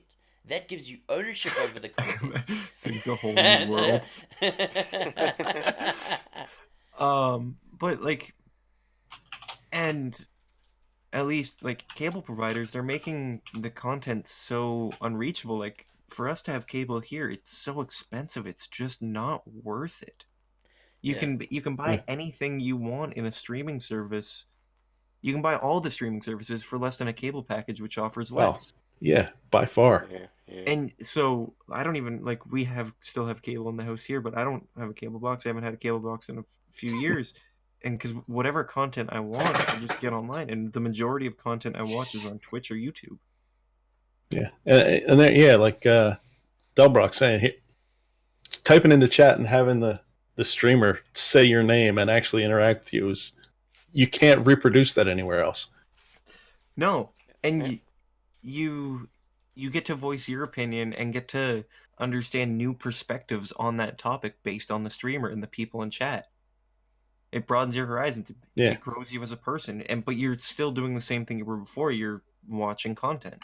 And I think that's part of what, when we were talking earlier about people not understanding why streamers get paid by their viewers, because they don't understand the value add of having the streamer along with the content. Yeah.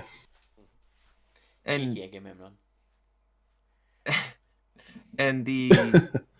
the as far as like trying to explain it, it's really hard to explain what Twitch is and not to someone who doesn't know what it is and get them interested in it. Yeah, it's a hard sell. It's a hard sell. It's a hard sell, and it's hard to explain that feeling that you get on Twitch. Yeah. Which is it's the sense of community that you can't convey to people, because they just like, what, you're sitting watching someone playing games. Like, right. Yeah, that's always the first thing you hear. How can that be any fun? Like, why wouldn't you play the game yourself, Well, actually you can, with a whole bunch of people, and like at the same time, there's a whole bunch of things that you can do, and they don't get the interaction part of it, which is the big draw card. It's why we keep coming back. It's the interaction. And then just the thing about like donating to people, you get to see their reaction. You see that them get happy, and then you get the feeling back at you as well. 100%. I had good as well. When I did get the affiliate, I had to go to my employer to request permission, basically, to get an outside source of income. And having that conversation with the lawyers at work and trying to explain what it is that I was going to be making money on was, it was very difficult, because they just couldn't wrap their head around. Wait, you're playing video games? Listen here, lawyer. Do you have Twitch Prime?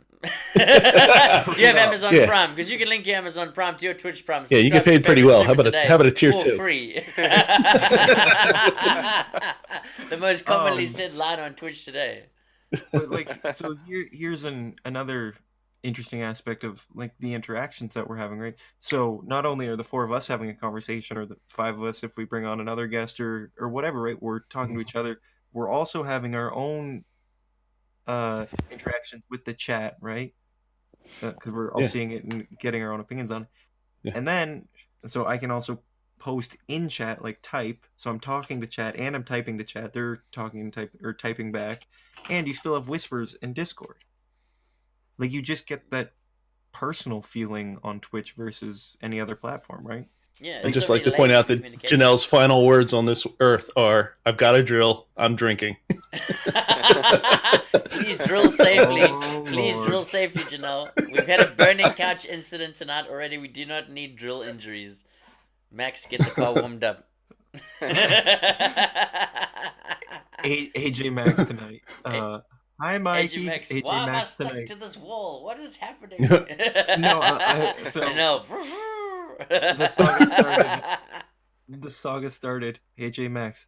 My biggest regret is getting Janelle into drinking Oh, beers. I needed to add that as a quote, man. I'm totally adding that as a quote in Jay's chat when I get back. Janelle almost sets her apartment on fire. And then, Janelle, I have a drill. Time for beer.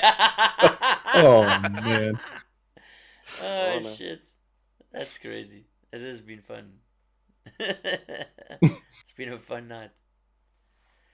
But I mean, that's it. You know, at the end of the day, it's very difficult to describe what it is to people that don't know, because it is very unique. It's a very unique place to be, and I think we can all It is. appreciate it for what it is in its uniqueness, and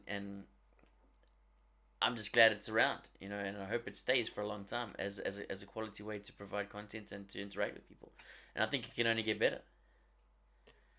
I agree. I hope Twitch stays around and grows and continues to get better, and they continue to make steps to make everyone, to make it easier for everyone who wants to stream and grow and become a better person and streamer.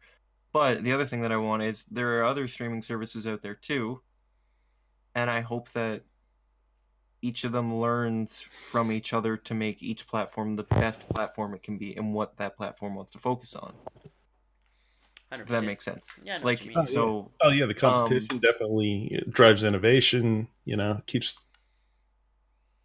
like I've Yeah. never used the YouTube streaming service. I know it's there. I've never used it, but I've actually never even watched a stream on YouTube. Yeah, I don't. Don't. I haven't either. Only like a It's not where I short go time for that content. when the guy what was his name that raided Janelle? Oh yeah, that's playing exactly music, the guitar. Brian something or another. Yeah, Yeah, that's the yeah, only Brian time I've Mendoza. Brian Mendoza. yeah, Brian Mendoza. That's the only time I've actually seen a YouTube stream before, Mhm. and it was Yeah. purely because they invaded our Twitch world. Fucking Yeah. But, YouTubers. I want to see that create a whole new so I want to see some streaming service come out that almost blows Twitch out of the water and makes Twitch It would be- adapt in such a way that they take what they have and they just not completely change the platform, but add a complete new aspect of it that revolutionizes I streaming. think the Twitch Sings is a big thing that they need to start rolling that thing out. Yeah. I've had a lot of fun watching those ways. If they can start developing a suite of apps that they build in to their streaming platform like they have with Twitch Sings, I think that's a big winner for them and for the content providers themselves.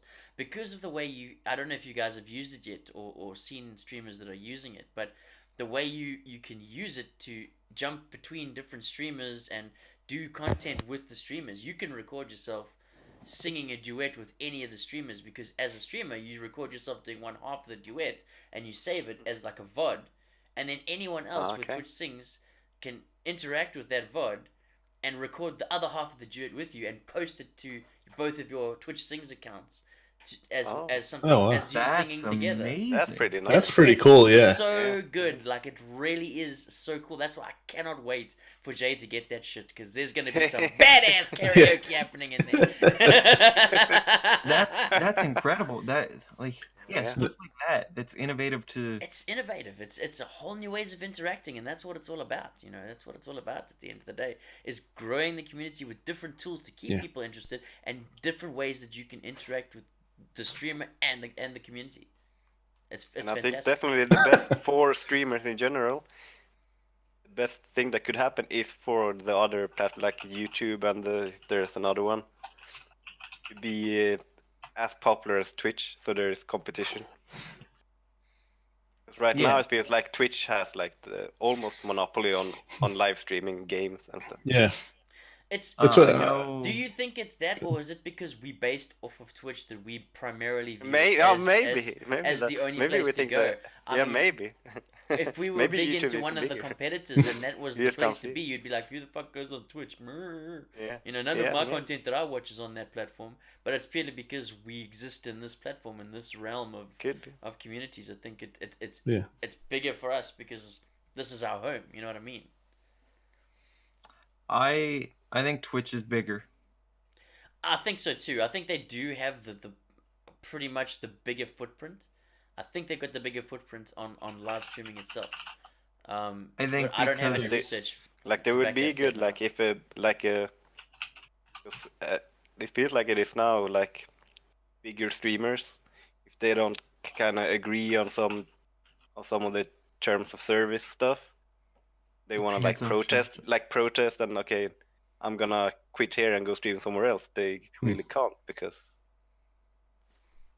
Well, Yeah. they would have to. they can go to the YouTubes and the Yeah, the then they would have mixes to and all that other like shit, start from but scratch. th- that Darren is your community strong enough to change platforms with you? Yeah. That is where you truly as a content provider will see the Yeah. strength of your community, because you can move, but are you a big enough draw card for everybody else to move with you onto a different platform? Yeah, set up a new Set up a account. whole Yeah, I know new- Maybe you have a guys- different name. all Yeah. that That's- thing. It's a big deal. I know, It's a big deal. big streamers are getting offers to get paid to move over Yeah. to other Uh, streamers. Yeah, Facebook was offering big bounties for people. That's the other thing too, though. Do you think there is a streamer out there that has the pull to bring, let's call it 60% of their audience to another platform? Very few. Yeah, not a don't whole think- lot. Very don't know. few. I don't think there's any, to be honest. I think I 'cause think I- you're talking in a less than 10. because Yeah. I think Less than 10. I think the way a lot of people consume Twitch is they get on Twitch, they figure out how the platform works, and they get Mhm. stuck in the groove. I know what I like what I know. Yeah, Well, fair humans enough. are very much. Yeah. We like our routines. We like once Which we find is- something we like, we're very resistant to change. And I know from my experience, I put a lot of effort into finding the 7 or 8 channels that I really like to watch routinely. You know what I Yeah. mean? Like I went through, all the top, the tentpole streamers, and most of them I don't even follow because it's not content I'm looking for. And now that, it took me 7 weeks to find Janelle's stream, and then, how many weeks before I started following each of you, that's not, I don't want to give that up and go to another platform and then have to go through that process again when I've already got something that I love. Yeah. Yeah. And the other thing too is like, so for me, chat is in 90% of the time, chat is more important. So if I go into a big streamer, I can't read chat. I can't interact with chat. And what Mikey Baby says, we like our emotes. It's all about the Yeah, emotes, like our baby. That shit's It's like, not insignificant. that is pure genius by Twitch, quite honestly. The emote Oh, yeah. system Really is is. pure genius, because what do people like to collect more than anything? Crap. Like emotes. Yeah. It's a collection thing. It's like, ooh, I've got this emote. Check it, this shit. Spam it in the chat. Haha, you don't have this fucking emote. It's just, you can't spam it in the chat. Everyone goes, fuck you. And the genius move that they've done in the last week was the ability to click on the emotes and subscribe from Oh, and there. follow right through. What an Yeah. Yeah, absolute that genius is- move. We've Their been talking revenue about that must have for gone up months. tenfold just on that shit. Like, I've wondered where the fuck Potsy's got that damn burger Yeah. emote from for like Vert the burger entire emote? time. Yeah. I'm like, I And you don't know ask who him this about is. it, he doesn't tell you. He doesn't tell you. It's like the secret emote. Now I go, fuck you, bro. Click subscribe. I got my own burger, baby. And then the he's- streamer who I've probably never even seen gets the cred. You know what I mean? Because I want the emotes. I want the Oh, yeah. emotes. The emote is It's key. genius on Twitch's part because it gets their it makes it easy to find new channels, but it's also genius because now you have artists who make the emotes. They're gonna get so many more people that want a better style of emote, right? Like better streamers. Like I want to redo all my emotes, especially now that you can see where they are. Because the Soul to Sip is great, but let's be honest, It's kind of a kappa. It's a joke. Well, Joke of an emo. What do you mean? I enjoyed making my own, quite honestly. Like, I enjoyed making the Dory face and the captain's hat and the boom headshot. Like, for me, they have uses. Like, I use the boom headshot to enhance where I am in the channel. It's kind of what Oh yeah. I do that. Yeah, it's I iconic. use it all the time. I use the Yeah. Dory face. It is the raid call. It is how people know. There it is. It's also quite cool when people use it because it highlights in red because it's exactly my Twitch name. So it highlights in red for me on a Twitch chat, so I can instantly see when someone's there. So it's quite handy for me, and it's become recognizable. Oh, that's smart. Yeah. So it's I'm gonna have to steal that idea. it's just it just worked out to that type of thing. Yeah, like I like making my own ones. It took a fucking long time. I mean, I sat for days like editing that shit to get it just right, hand drawing, that type of shit, which probably an artist could do better and quicker. But I've got a sense of pride in that thing, like it's if I get big enough that I'll open up more emote slots. Hell yeah, I'm gonna get a professional artist to fucking make the good shit, But those opening 3, those affiliate emotes, they mean something to me. They'll always have a place on my channel because those are the ones that started it all. Those are the original cruise ship boys, and they'll stick with me for ages. I'll probably keep the Soul 2 Sip, but the other two, and I'll probably move it around. I'm gonna redo the other two, and then See, I my remember one that. I got a secondary use. my for one it. sub badge I'm gonna keep, but I'm gonna make the other ones a little bit more realistic. Just because my sub badge, I keep it just for Mikey and the meme. the sword. The The sword meme. everywhere. So,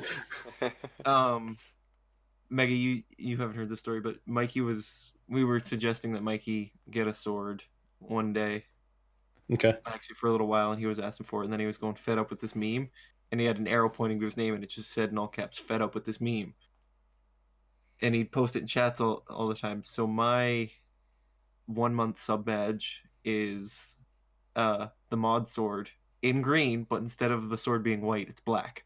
The black mod badge. And it's just, which I should probably think about Yeah. because it does create a weird aspect of, if, as we went back to and talking about earlier, that the Like- swords, you go in and you see the swords and it's kind of an intimidating environment, and it sends a very drastic message. Yeah, to address what Delbrock's saying there, you got to keep the emotes fresh and interesting and on topic for the stream. I completely agree. Like, I think the seasonal aspect of the emotes is quite nice to play around with. Like, I took over Christmas, I took the Capadori face and put a Christmas hat on it, and that was fucking great for the whole Christmas vibe. It worked out really nicely. I think it was a good. It fitted in, so it gave people like a renewed sense of being able to use it to fit in with the Christmas vibe. And I think if you can have an iconic image which you can modify seasonally, I think that is a nice way of keeping emotes fresh without losing the identity of your channel and who you are. Because some of the emotes you're known because of that emote. Like, people see that emote and they go, "Oh, that's this guy. That's this guy's emote. Oh, I know that." Purely based on the emote. So you don't want to be changing them up like to the point where no one even knows who your emotes are. An iconic icon indeed. It is true to its own name. Well played, sir. So if you can set it up with your emotes like that, where you can just put like a Santa hat or like a something Halloween themed witch or hat. Easter themed, Fucking vampire something teeth. on the emote easily, Yeah. that's great. But what I found, and I've seen streamers doing, is keeping the emotes but changing sub badges to seasonal stuff. Oh, okay. Yeah. Okay. And yeah. then they change their offline screen. The thing is, Yeah. I very rarely have my offline screen visible because I'm always hosting someone. Like, it's just Yeah, weird. but I'm like when always you hosting people. Yeah. and they change up their panels a little bit, right? They put for winter they put on like a snowflake theme. Yeah, and stuff that's like cool. that. I do like that. That does show like effort on the profile, which is cool. But also, I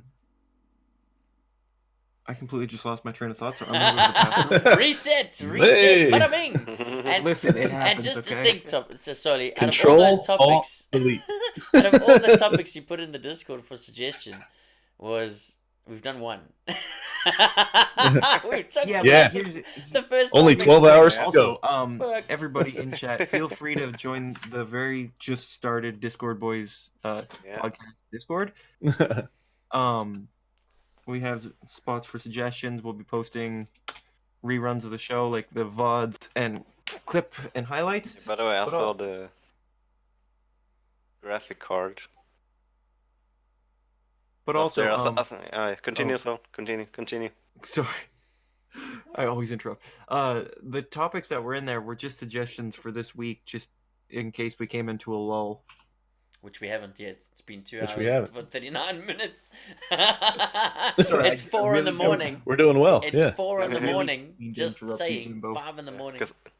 Because I was gonna say I saw an interesting video on Linus Tech Tips, where they took one of those graphic cards made just for Bitcoin mining. Now when it's basically dead, there are like thousands of graphic cards that don't have a video output, and like you can't game with them, but they made them work. That's Game. handy. Really? So it was basically I think they said it cost $70, and it performed like a 1060. Huh. Oh, wow. Pretty Nothing pretty wrong cool. with a $70 I don't know that I'd 1060. want to rely on it, but yeah. Yeah, the thing is, how Alright. hard is that card being burned as well? Like, that thing might Whew, be yeah. mined to shit. Been running at 90 And then they degrees said, we for do the not past-" recommend people to do this because you need to download some custom made firmware that we cannot confirm that it doesn't contain any viruses or anything. So Yeah. do not do this at home. Do not try this at home. But they made it Try this work. at home. It was pretty cool. Yeah, don't use it in a production machine. It could work for a streaming machine. Like, that's also a thing. Like, do most people stream from their own PC, or do they use a separate PC for a streaming machine? Like, for me, I don't have a separate machine, so everything has to get built into the one, which makes CPU performance much more important for streaming than even graphics card at some level. Yeah, I'm using a single PC, but what I did was I plugged a monitor into the onboard graphics so that I can use the HD 4000 to do my encoding. So I don't have to worry about my main GPU dealing with the Okay. stream. So it keeps my game performance up significantly and takes the load off the CPU at the same time. Okay. Oh, clever. Clever girl. Did you just Jurassic Park us? Shoot her! Shoot her! Oh, what a great movie. Yeah, it's good. It's good. Yeah, I watched the. Didn't they made like a new? Was it like a high quality version of it or something? Of Jurassic Park. Did they Did they? remaster Jurassic Park? Yeah. Oh, wow. I did Why not did know they that. remaster that? That movie, well, so the CGI doesn't hold up, but the animatronics holds up. Oh, yeah. Oh yeah.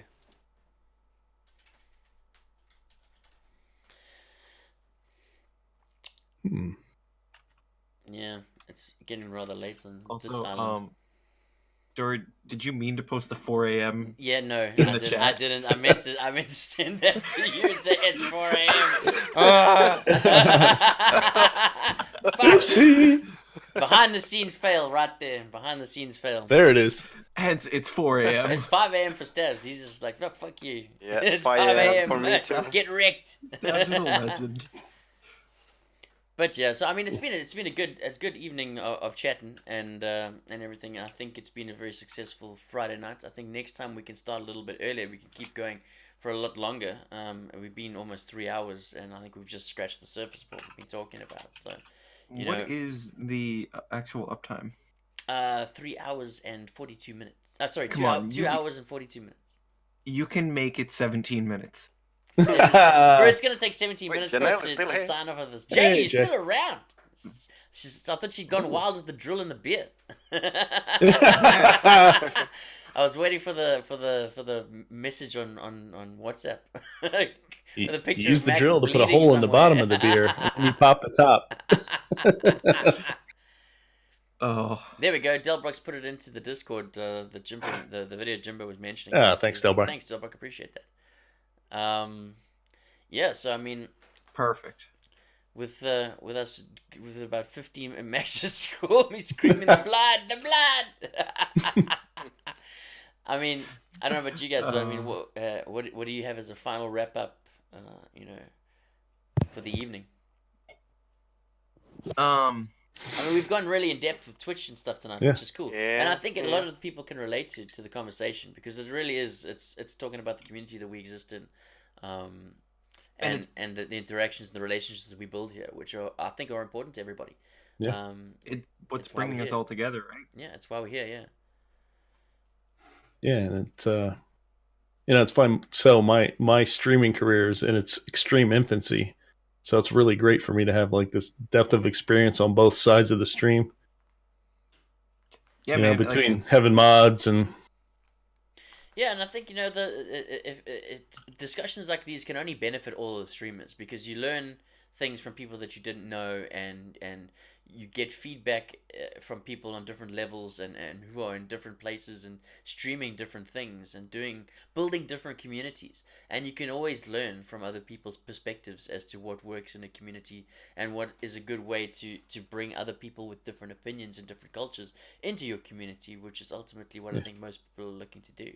Is get their community as far as it can go at the end of the day. And I gotta since you've been doing this longer than I have, does the extreme anxiety over actually clicking the go live button go away? Yes. Yes, it Once does. I click it, I'm fine. It becomes more exciting. Quite honestly, once you know how your shit start works, looking forward to Yeah. it more. Yeah. Yeah, no, like it's not that I don't look forward to streaming. I actually, I'm looking forward to it all the way home from work, and it's what I'm all day long. I'm like, I don't even want to be at work. I want to be at home streaming. But when it comes to that exact moment where I have to click the button, I have like a You moment get of that little terror. rush. I You click just it, like, and I'm fine. Here we Yeah. go, boys. I think it's like anything. It's like going on a roller coaster. Like that you're gonna be safe and it's gonna be fun, but it still just has that little woo as you click Yeah. it. You're just like, here we go. You get that up, that vibe, that push. I say like probably like before you go out on stage, like when you're backstage. Exactly the same. It's Yeah. exactly the Yeah, same. yeah. It's exactly the same. And It's- well, it- that's it- this is our stage. So for Yeah. me, it turned from anxiety and worrying about tech issues or whatever Mhm. to, hey, I kind of understand this a little bit better. I'm less nervous. I'm more looking forward to it. And now I'm getting that rush of, I'm going live. Yes, let's Here do we go, this. Here we go. Okay. In for another 6 hours of glory as we get wasted. And now Janelle can hear. Damn it, she's back. Welcome, Janelle. She's back. She's back. What up? You've missed an hour and a half of quality content. Yeah. What are Tell you us, doing with how the did the drill? We're very experiment with the drill concerned. go? We're very concerned what is happening with the drill. Thank you, Mikey baby. Please let us know that Max who is okay. who is drilling who? Oh, geez. Oh, wow. Jimbo. Jimbo going straight for the jug. That's a very specialized website. Yeah, that's Twitch TV after dark. Thanks, Mikey. But a lot of people have been saying what would be quite cool is to have a female's perspective on half of the topics we've been talking about. So, if it would be kind of fun to have you on as one of our special guests, and just to get a female's perspective, and of course the partnered streamers, perspective on a lot of the issues that we've been talking about with regards to building communities, the initial rush of streaming, how you go about things, tips that you've got, all that type of stuff. And from not only a partner point of view, but from a woman's point of view too, because I think it's very different. I think the way that a woman has to deal with trolls is definitely different. Absolutely. Yeah. There's a bit of a way more added pressure that you get, on top of that than what we do, as guy streamers have to deal with. I think it's definitely another whole consideration that we don't even get exposed to. It's very different. A creator streamer as well, Delrock. That's also a good idea, and I've got a few people in mind that are also are keen. And Kitty is also someone who definitely has an opinion. Anyone that's got an opinion, ultimately here on the podcast, it's not just going to be the four of us talking jazz all night. We're very open, and we did it last time. We had 2 different guests, on the show as well, and that's what it's all about. It's about bringing together as many different opinions as you can, to offer as many perspectives on the same topic. We're very open to that. And we're still trying to figure out even what we want to do with the podcast and how we want to format it too, right? Exactly. I mean, this is a very, Yeah. very much in its infancy as a show. You know, we're very much going with the discussion panel vibe at the moment. Very informal. You know, as we go, and we everyone's learning. I mean, this is the first time I've done something like this on Twitch. And I think for all of you guys as well, it's the same similar sort of thing. So you know, we're doing things on the fly. It's definitely a learning experience. So always nice to get people that have had experience doing various things with other streamers, because I know Jay's been on a couple of podcasts, Trainwrecks, etc. You know that type of thing. Yeah. That she's got the experience with, and it'd be cool to hear what it was like being on things like that, from her point of view, as well as anything that she could offer from a perspective. So yeah, I mean, there's lots of different things that we're going to be doing with it. Favorite things to stream? I mean, Jackbox for me, that's fucking a no-brainer. Really? Really? Imagine that. Yeah, I'm not hiding behind another person's camera tonight. Yeah, that's the Listen, thing. I just For a wanted to be five-man closer format. to them, okay? For a 5-man Yeah. format, we got to stick him somewhere. Not you, the person. I love this layout right now, just because when you say stuff like that, I can just give a weird look like. What did you just say? What Like, I is can that? give a face of. 100 I can give a 100 for face- twerking. That is something you don't want to see. Is that bits? You, Is that in bits it's or 100, dollars? 100 bits. It's something you'd pay me 100 bits not to do. Favorite thing to play versus favorite thing to stream. Ooh, that is a tough one. That's a Good great question. question. Well, I mean, I've had my World of Warcraft addiction for 14 years. So I've put a lot of time into that, but quite honestly, at the moment, it's actually Overwatch. I'm playing a lot of Overwatch. WoW has taken a bit of a lull in between patches and raids and things like that, so it really hasn't been lots to do for the last month, maybe month and a half. So I've been playing a shitload of Overwatch myself, and Yeah. that's what I'm into at the moment. What are you into, Solly? So I'm not really playing anything right now. I'm kind of excited to see what happens with Anthem. I'm at this weird point where there's no real story games I want to get into. I tried getting back into Destiny, and I was really into it for a couple days, but then it just broke me again. I play games to interact with friends, like we've talked about all night, you know what I mean? Because when I was younger, I had surgeries on my lower back and couldn't do anything aside from basically playing video games or being on the computer or laying in bed all day for a very long time. So it almost broke video games for me in a way. Mm. So now it's just a social thing.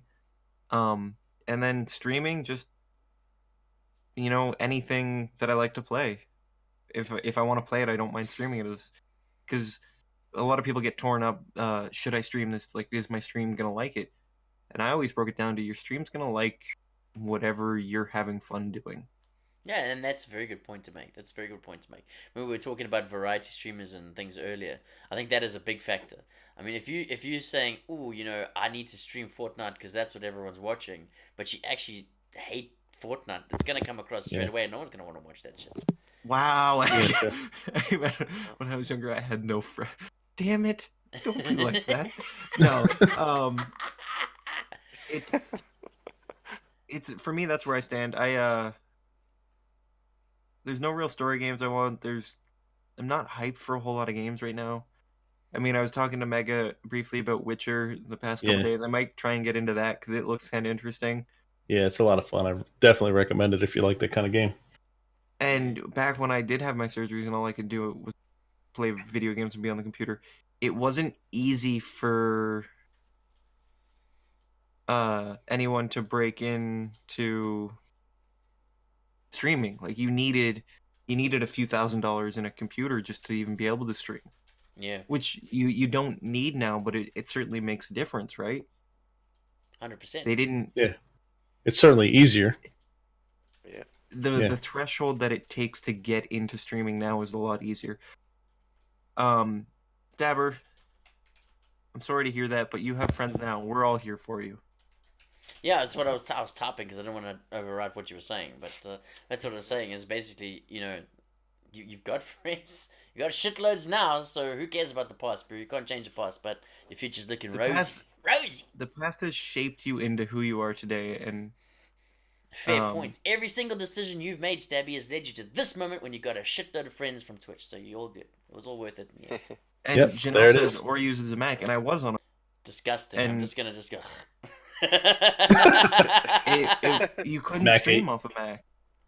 Macs have their purpose, like they are a very good computer for certain things. And unfortunately, this side of things isn't one of them. And Agamemnon, I just butchered his name. Wow, that's. I apologize. Agamemnon.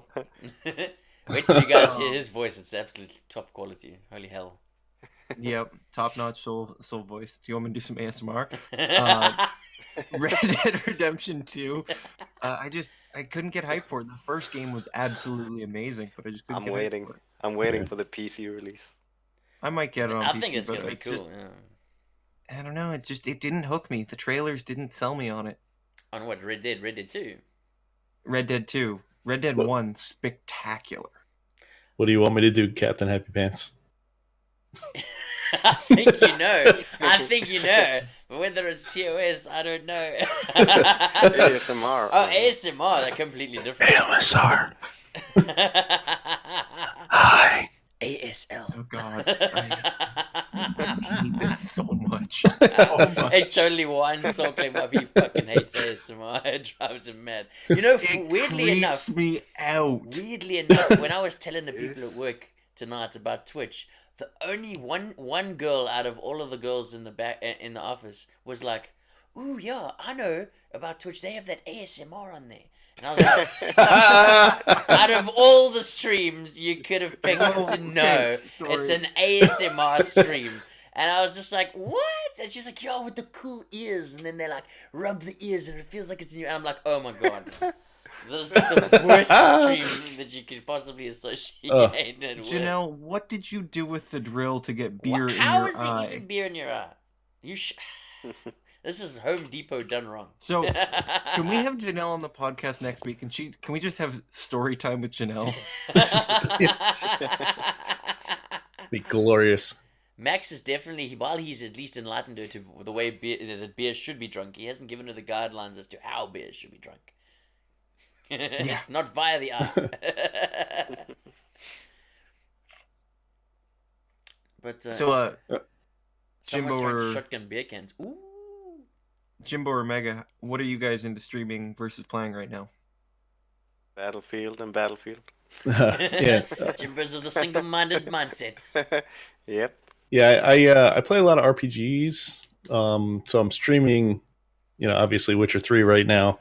I chose that because, like I said, it gives me the ability to interact with my chat because I can, pause the game or whatever. It doesn't require that much of my concentration. But in my off time, I play a lot of cooperative games with my real life friends. My Those IRL friends. Yeah, Delbrock, I've known for years and years and years. And we're playing Wildlands right now just so it's basically really something to do while we chat with each other. Yeah, that's That's kind of good. That's what what I do for gaming's all games. about, though, really, isn't it? I mean, that's what Yeah. that was why I played WoW for so long, was because it was social interaction while gaming. You had to get a guild together of 25, 30. I mean, the biggest guild I was running at one point was a guild of 300 people. It's like the logistics of organizing 5 raids of 25 people is insane. But it's amazing Yeah, when that you sounds when like a you- nightmare to It's me. crazy, bro. It's crazy. But I remember back in the Halo days, we'd have a clan of 75 people and trying to get them all to organize scrims on a Friday night. Bro, ridiculous, God. ridiculous level. But like, So there's at nothing more least with- glorious than all those people in the voice chat going together, friggin' you know on what Friday night. the most annoying part about that was? So you could do, I think it was 16 people in a game at the time. Yeah, So you'd be like, okay, so I would kind of like run and organize it. I'd be like, okay, so these people are gonna host the game, like, so we'd break it down into like groups of 16, right? So these people are gonna host them, and they're kind of gonna select who they want in their region, right? Or bracket, I guess is what we call it. And then they'd get to run it. But so I'd get them in, I'd talk to them, and then we'd all kind of group up with people that they wanted to trust a little bit and get into a lobby of 16. And we'd start a game and start organizing it. But when you hit the start game button, you could do two things to screw over the host of the game. You could press the X button, and it would delay the start of the game by 3 seconds. That sounds like a proper, Okay. proper being a And then dick. the other thing you could do is you could disconnect your controller, and it would completely cancel the countdown. Do you know what it's like trying to start a game with 16 people? We're all trolling. Oh, Ability? Yeah. awesome. Do you know how Sounds Oh, like yeah, I sounds like I- rating next Ramus with 25 Yeah, I people. can that imagine. don't I know what the played fuck they're Mag. doing. I played Mag a lot. Yeah, Mag was a lot of fun. Yeah, that was crazy good. You had the separate chat with you. If you were the squad leader, you could chat with all the other squad leaders. I never played Meg. I saw it though. I never played it. Yeah, PS3. Yeah. Old school days. I had one of those. But Still you'd in the start garage. like you'd press the start game button. 45 minutes later, the countdown would be over. Oh, jeez. And this was just the organizing game. Wow. It's pure logistics, and that's half the fun of WoW is the logistics boss. It's ridiculous to try and get that many people to do the same thing at the same time. Because you get that one guy, that one soul claim. Leroy Jenkins. There's always the Leroy Jenkins himself.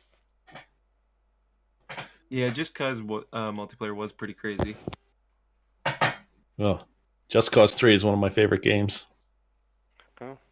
I just liked it to go in and blow shit up. Oh, yeah. Oh, complete catharsis. You can grapple a cow to a rocket and just send it. Yeah. All right, boys. It is 4:20 for me. We've been Yep. doing this for a solid 3 hours now. I think that's going to be it for the Friday night edition. For now. But let us know, guys. If you haven't already joined the Discord, join Oh. it. Let us know if you've got any suggestions on things we could change, things you want to see, topics we want to discuss, anything, type of formats or that type of thing that you guys are looking for. Feel free to give us the suggestions. At the end of the day, like we said, it's all about interaction. You guys are part of the stream. You guys are part of the whole experience, and you guys can make it better. So we appreciate you guys spending your time with us. It's always a pleasure having you guys here with the Discord Boys podcast, and I hope you guys have had a good time with us tonight. Let us get ready to jump out. But once again, thank you everybody for coming through to the podcast. If you guys haven't already clicked the follow button, we got my man, the Canadian Master Blaster, over this side. It's switch.tv soul_claim. Click on him, go give him a follow. He will shortly have a stream schedule he sticks to, and then you can know where to find him and when to find him. Yeah, I really need to work on As that. discussed, as well as twitch.tv Jimbo JP, the man with the mustache, the mean Master Blaster, the Battlefield Lord himself. There it is. Make sure you give him a follow and make sure you are checking him out when he's kicking ass. It makes me want to buy the game every time I do it. And of course, special thanks to our special guest, Mr. Mega Gremlin, the man with the voice, the newest addition to the podcast. Thank you so much. It's been an absolute pleasure having you with us here tonight. Thanks for having me. Fantastic, and been very, very cool to have interacting. So thank you so much to everybody for coming in, and especially to our big partners and rest of you guys jumping in to give us the support. We really appreciate it, putting on the show for you guys and having you interact with us. We will be doing this every Friday night. Hopefully a little bit, I know. I know, that's the guest text. We'll be doing that every Friday night, probably a little bit earlier than when we started. And you'll be able to find us, if not on my stream, on one of our streams as we figure out how the podcast goes down. But thank you very much for joining us once again here on the Disco Boys podcast. And don't forget, you can tune in to the Kalandori Cruise Ship Jackbox experience tomorrow night, right here on the same channel, same place, at about 10 o'clock GMT for a little bit of that crazy Jackbox action. If you haven't already come, it's going to be a hell of a lot of fun. Click on the follow button, join the Calendary cruise And ship. you need to add with the famous quote of the dicks. And the Calendary cruise ship, as we said, the famous quote, if you haven't feel checked like- the clips, check it out. It's because I on the feel cruise like ship, we need that clip on standby just for whenever we That's awesome. say that Yeah. phrase the in cruise Where the ship, chat. trolls- yeah, where the trolls to come draw in. dicks. There it is. Come on, Roll it, Drew Jimbo. Big- Are you going with the Where Cruzan the rub trolls this time? join to draw dicks, but they realize that the mods draw bigger dicks. The mods have bigger dicks here on the Calendary cruise ship. We appreciate that. That's what we Because do. Jimbo's got the fattest pipe to the internet. All right, we ended this ship before it gets a little too crazy. Thank you once again, everyone, for joining us here. We'll see you tomorrow night for some Jackbox action, and have a good night, everybody. Thank you so much for joining us. Thank Say goodbye to the you. guys. Hey. Thank you for staying with us, and we'll Thank see you next you. time. Have a great night. We're gonna go over and Night. raid. Let's have a look here. Who's got ready to go? And Becca Lou shows up as we end. the- Oh, Oh. Becca Lou, how could you come on as we're leaving? Come on, guys. No! Rip the No, dream. rip the dream. Rip the dream. And Johanna. Everyone comes in Just just as we're in leaving. time. Just in time. You Yeah. know it's like 4:30 in the morning for us, guys. We've been doing this for a while. Oh yeah. Hey, this is a great time. Thanks all of you. All right, let's. Thanks for coming by, Mega. Do you guys want to? Anytime you need me, let me Go know. over to Stay Abby? for the raid. Yep. Oh yeah. Let's go over to Abby, boys and girls. This is one read one of our favorite streamers, Miss Abby Star. She's still doing her thing. Join us as we go over. Thank you, guys. Have a great night. Good We'll night, see you everybody. tomorrow. Thanks for stopping by. Bye. Bye.